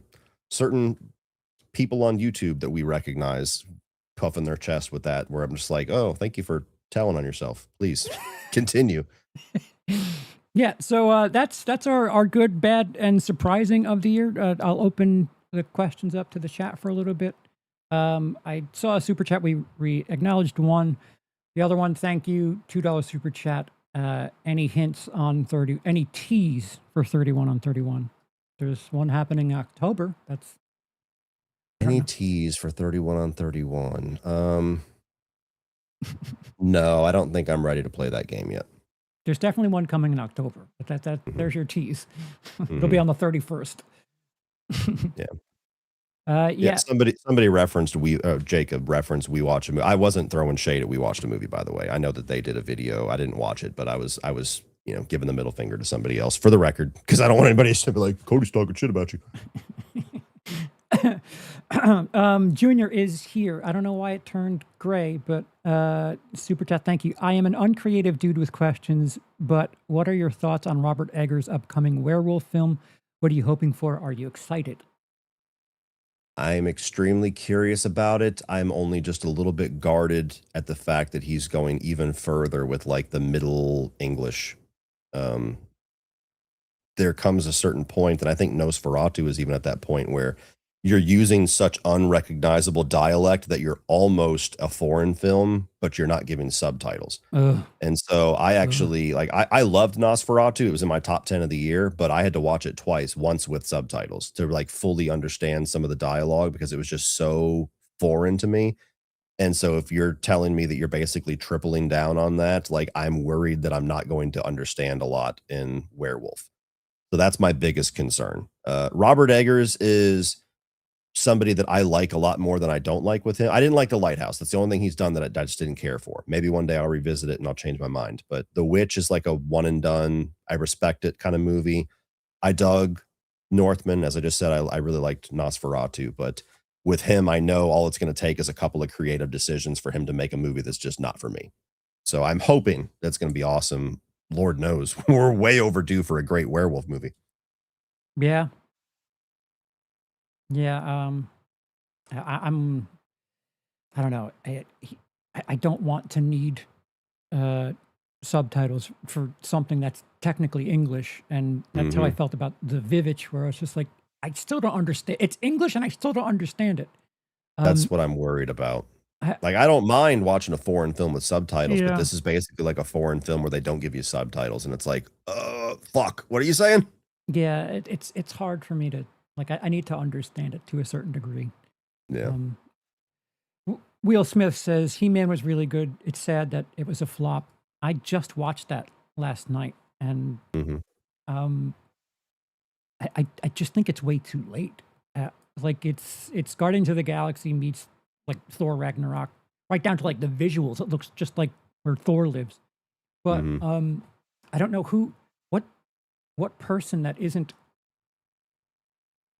It's a under movie that 30. feels Yeah, it's what I'm saying. It's a movie that feels like it's geared towards like the kids of today, Yeah. but it only appeals to like men that are older than me. You Yeah. know what I mean? And so it's a very odd quadrant focused movie. I think it's also a shame that for I don't even know what the dude did specifically, but like Jared Leto's on the shit list everywhere. And so they like hid him completely in the marketing. And it's like Skeletor was like one of the best things in the movie, and you couldn't lead that with the marketing. So that's like that kind of fucked you too, because he was pretty entertaining. I, if I have a gripe with the movie, it's that it tries to have its cake and eat it too, where it takes itself sincerely, but then it takes every chance it can to like make a joke. And Yeah, it's the like, humor goes too far. yeah, It's very like Marvel humor where it's like, can you just let one dramatic moment breathe? right. The moment that I hated was when they have that triumphant moment where Queen's playing and they're like, they're out of the cell and they're about ready to kick ass and then they start choking in the smoke. I'm like, Yeah. no, just Yeah. give me that badass moment. Yeah. Yeah. There was like two or three of them where I'm like, am I supposed to take you seriously or not? Because like, at least in Mhm. your world, you should at least, think of this as serious. But like when the fucking Green Tiger does the office take where it's just looking at camera because they're laughing, I'm like, yeah, I know it's abnormal, but why does the Green Tiger do the Jim from the office thing? Mhm. Um, the Warner/Paramount merger is so depressing to me. Has that even gone through yet? I don't, No, they've been hitting blockade after blockade, but it never feels like anything ever stops these things. Is there any merger that has ever actually been stopped? I don't- Like, I could be completely ignorant, but it always feels like when something like this happens, it's like this organization's suing, this organization's yeah, trying to stop it. There's fucking monopoly laws coming into play. The US government's not sure. And it's like, oh, never mind. They win. I liked finding out like in the opening titles, like, oh, New Line's a part of Warner. I didn't realize that. Like you get the little Uh, a so and so company like on the yeah. fucking main screen, like, oh, I guess they're a thing now. Okay. Yeah. I just liked it being in the background. I don't Yeah. It's know. annoying with Warner Brothers because it's like, why did you have to sell? You had the most successful 2025 of any fucking studio. You had Sinners, you had everything. Like, I don't comprehend how they're not absolutely killing it to where you have to be swallowed by somebody else. And so the whole thing that came up where it's like Netflix or Paramount, and I'm like, oh, so we lose no matter what. And I thought it was adorable that Netflix was so adamant about like, we're really passionate about theaters. Like we want to get WB, we want to have a theatrical run. And then literally like a month after they lost, there was a thing coming out where they're actively pushing away directors that want a theatrical release where they're like, well, then you don't have a place at Netflix. And it's like, so were you just lying the whole time? It's irrelevant now because they're not going to get it. But like, even if Paramount doesn't get it, but like that was my concern with Netflix was like, are you just going to turn this into a streaming thing? With Paramount, there's other concerns, but it's just like, why does anybody have to own fucking WB? And why does Sony have to be the company that owns actual chains of theaters? Because I don't trust Sony with, I don't know, making bread, let alone Mhm. having the theater industry a- on its back. Yeah. It's just Alamo Drafthouse. But if everyone's going to go into streaming, Sony, only release Spider-Man to your theaters, and maybe then people will start respecting it a little bit. Like I just don't like the games that are being played. Like I don't know how you feel. Don't mean to talk about video games, but the fact that things are just going digital now, or you just don't physically own things anymore. And Mm. can we have things? It seems like they're shooting themselves in the foot and being a little too greedy. Yeah.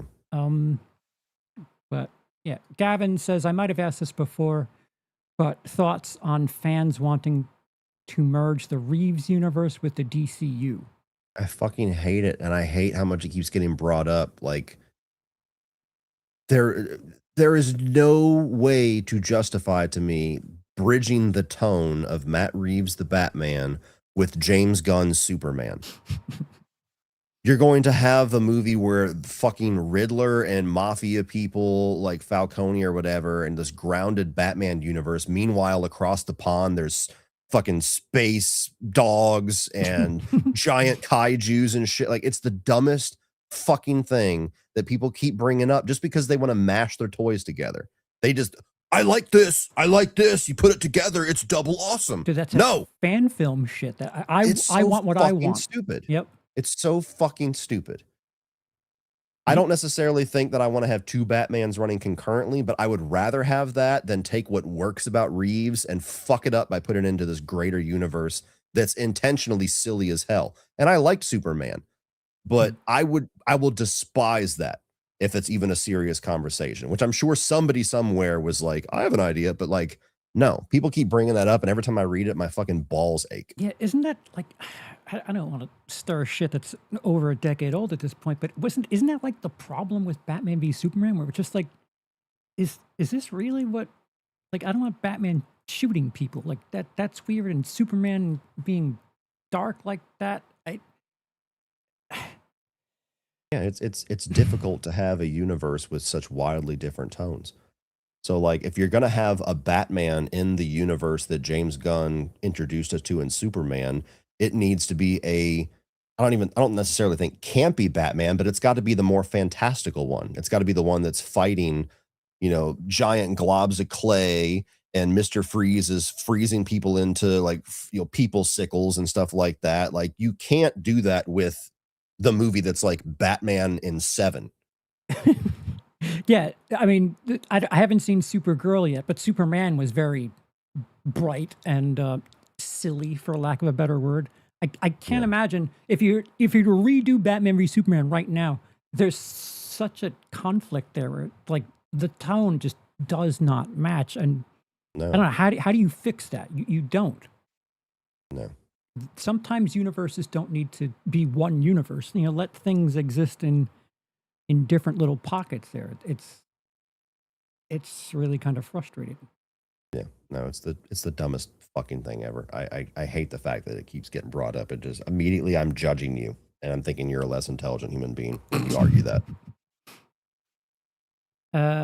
They finally dusted off New Line and used it as it was intended to be used. A smaller company that produces mid-budget genre films that do well in theaters. That's what it was when Bob Shea ran it. Yeah, I mean, some studios that make sense. Like Obsession is a subsidiary of Universal.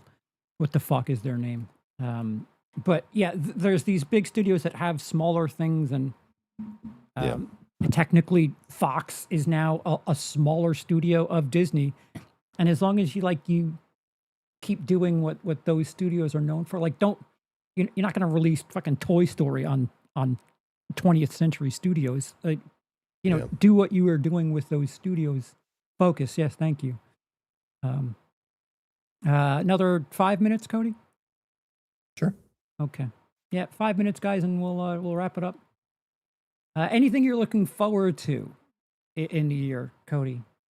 Evil Dead Burn looks like a lot of fun. I'm avoiding the trailers. I watched like the little teaser, which is just like one scene. I've heard the trailers are just like giving the whole fucking movie away. And I'm like, stop watching them.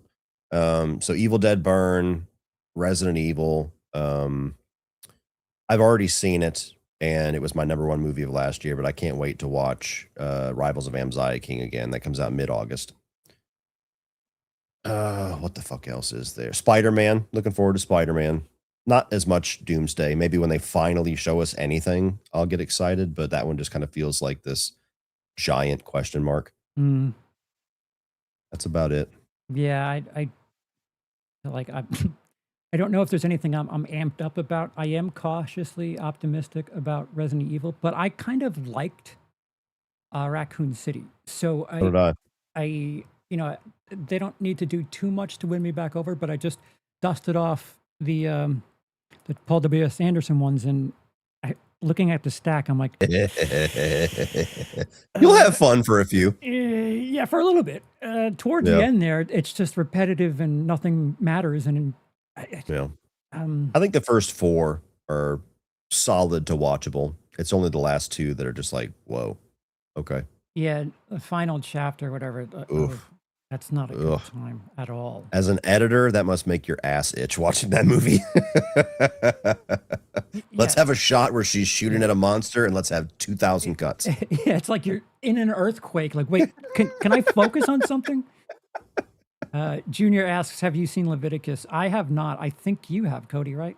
I have. I liked it. I was a little let down on it because my friends that saw it at South by Southwest hyped it up like it was obsession level good. Oh, And not in my opinion. It's very similar to It Follows, only the premise of the movie is that you have these two teenagers, these two teenage boys that are gay. It's woke. like a religious, yeah, it's like a religious community in Australia, and their parents find out about it and take them to this religious healer who basically puts a curse on them, where this entity follows them and takes the shape of the thing that they desire the most, which is each other. So the whole movie, Like a they don't giant know if, cock? No. yeah, exactly. The Sorry. thing that so like basically it's, it's trying to comment on conversion therapy and like the thing they desire the most being the thing that's going to doom them and everything. So it's got some very, very strong emotional commentary for certain people, Okay. obviously. My hang up with it was that I didn't feel like the horror side of it was executed all that well, because there's certain rules that the entity has that to me tipped off immediately, like when I'm looking at an actual person and when it's actually going to be revealed to be the entity. So I never really was all that tense. And it really, unfortunately, for as much as I just said They Will Kill You earlier was a movie that was reminiscent of things, but the mix felt very different. This felt a little too much like It Follows to me, like all the way down Okay. to the climax where I was just like, oh, okay. I think, So yeah. I liked it. I gave it like 3.75 out of 5, but like everybody else that I know that saw it was like 6 out of 5 energy. Yeah, I think that's what kind of, I don't know. It makes me confused. I want to say it pisses me off, but I don't really mean pisses me off. The Mhm. horror community tends to go a little too crazy every Yeah. time something is just better than good or better Yeah. than mediocre, and it's like, all right, it's not the second coming. Can we just have a 3.5 star movie and not talk about it like it's, you know, Yeah, Jaws every time? this one has the added edge of this is an important message, so I'm gonna give it some serious bonus points. Like, everybody that I know that was at South by Southwest that saw it that is a part of the LGBTQ community, like, this is number 1 movie of the year. And I get it for Yeah, them. I sure. get it for them. For everybody else, it does feel a little overhyped for me. Yep. And I think some people in the collection of folks that really went hard, it felt like they were really riding the, like, I know this is important to them, so I'm gonna really, like, push it out there, and it's like, Doesn't well, yeah, have to be important to you though. Like that's what I mean, it that's what I mean, like, you can be honest about it, like, right. that's what I was trying to be. I was nervous to review it because I didn't wanna get lambasted for like, "Oh, you gave a 4 out of 5 to the gay movie." But luckily, well, I say luckily, the plot twist was the only people giving me shit were the people who were like the bigoted assholes. They're like, "Why are you promoting this?" And I'm like, "'Cause it's a good movie." And You mean it's your friends, your right winger friends are giving you a hard yeah, time? yeah, exactly. Oh, man. Yeah. Gavin asks about thoughts on the fan cast of Tom Cruise and Curry Chainsaw, Texas Chainsaw. Oh, is that a He's joke? ref he's referencing my podcast. So, we had like a random ass conversation on Friday, and we got onto Tom Cruise movies. And we were talking about how Tom Cruise hasn't really done horror. Like, he did Interview with a Vampire, but he's never really done like a legit horror movie. And so The Chuck Mummy's an asked action me, movie. yeah, and we brought up The Mummy Mhm. too, but yeah, it was just like an overt horror film. And so Chuck asked me, he's like, "So, like, if Tom Cruise could join any horror franchise, who would you want it to be, or what would you want it to be?" And I was like, I thought about it for a second, and I was like, "There's no version of reality where this is ever going to happen." But like, for some reason, my mind immediately thought of like Tom Cruise doing like the Arlie Ermy style role for Texas Chainsaw, like whoever the smart person is that's pulling the strings, because he had Mm. Viggo Mortensen in part 3, he had Matthew McConaughey in part 4. Like, granted, that was early in their career, they weren't who they are now, but for some reason, I was just stuck in that idea where I was like, "I wanna see that." It's not gonna happen in no fucking way ever, but, like, Curry Barker rebooting this movie, or even the Glenn Powell one, they're doing, like, a TV series or something. He's already buddies with Tom Cruise. But, like, having Tom Cruise go full Les Grossman, but, like, in a horror movie, something about that was like, it's so crazy it might just work. Too play into the cliche. I think I would want Tom Cruise running in a slasher movie, just him running from some killer. And just have Flock of Seagulls playing the entire movie. Junior is here. Funny story. When I first watched Leviticus, my Cinemark had an emergency and they cut off the movie halfway. The worst part was I didn't get a refund. Yeah, I think he told me about that in a DM or something like that, or a comment. I can't even believe that. How does a company get away with that? Yeah, they need to at least let you see the movie A again. return pass or Yeah. something like that. Like, how is that possible where your experience was fucked up because of something that happened and they're Yeah, just that's like, on them. bye, thanks for your money. That's That's wild. I would have fucking closed that place. That wouldn't have fucking happened. I'm sorry. I'd have been like, you're out of your goddamn mind. You better give me a fucking ticket or something. Yeah, I'm staying and I'm watching as much as Dude, I can. I've had that happen twice. And the last time it happened, like me and my dad had already spent like $40 on concessions, and we're sitting there waiting for, like, I think it was Amazing Spider-Man 2 or something like that. It's been a while. But like we're sitting there with full drink, full tub of popcorn, the movie just never starts. And then 20 minutes after it's supposed to start, they go, "Hey guys, we're having projector issues." And so we went to the counter and I was like, I get it, shit happens. I want a refund for all of this. And they're like, "Oh, you want a ticket refund?" I'm like, "No, I want it for Yeah. all this shit too. I'm not gonna take the popcorn Mhm. home." Yeah, from the business end, from the theater end. Yeah, you want another ticket? Yeah, we can give you that. You're gonna buy food though. Buy food both times. If you're the theater, you don't mind giving away free passes because you're gonna put the movie on no matter what. They're just coming Yeah. to another show. You want them coming back to buy your fucking food because you're essentially a concession stand with just lights on down the halls. Like you Yep. want them buying food. You don't care to give them free passes because the movie's going to be playing anyway. So Mhm. that's really weird for them to not do that because it only helps them. Yeah. I hesitate to think that was probably like some teenager that the manager was on lunch and they're like, "We can't do that." Like, I don't know. It's fucked up. Whatever the reason. Yeah. AJ asks, blanking on the name, but did you guys ever see the Dave Bautista and Jason Momoa movie on Amazon? I enjoyed it. A bit. That is The Wrecking Crew. Brian and I discussed that. Brian, I think, liked it a little bit more than I did. I have no barometer for what Brian likes and doesn't Dude, like. he's Like, so hard to read. certain movies he'll go so hard on that are like these proven classics for so many of us, and he's like, "Here's actually why the Karate Kid sucks." And then you'll have some fucking dog shit fucking Netflix movie where it's like Jason Momoa and friends, and he's like, "Actually, mate, it's pretty good." Yeah, I saw his rating of Brian. Supergirl at 3.5 stars. I was like, oh, that must mean it's terrible then because it's DC. 3.5 for him is like an F for us. Yeah, that's like a -1 for me. Yeah. Um, Oh man. yeah, I want to start asking him every time he reviews a movie, like, "Is this with or without medication, Brian?" I'll never let him forget the fucking Seed of Chucky's the third best in the franchise bullshit. And then he gets off the meds and he's like, "Oh yeah, my bad." I was really high. Or when I was at four. very least, we just do the classic Justice League gif. Oh man, Five. Brian will never win an argument ever for the rest of the time Five. he knows this, because as soon as he starts to make a point, you just throw that in there. This Boom, motherfucker. we win. Justice League 5. What are you talking about? He gets so mad when you bring it up too. He's like, "If I had a fucking time machine, man, I would go back and change that." It's like, You well, thought it people at don't- some point. people don't forget. I've forgotten about 9/11. I have not forgotten about 5 out Yeah. of 5. Oh my god, Yeah. it's such a great fucking, like, just something to have in the holster no matter what. As soon as he starts to have a good point, it's like, and pow. In case of fire, break glass. Just 5 out of 5. Justice League, 5 out of 5. Yeah. Oh shit. Well, that was fun. Thank you, Mhm. Cody. It's always a pleasure. What do you have coming up over on Planet Cody Leach in the near future? Well, I recorded my Spielberg ranking at long last today. I've been watching nothing but Spielberg films for like the last month. So that's a very cool, important video for me.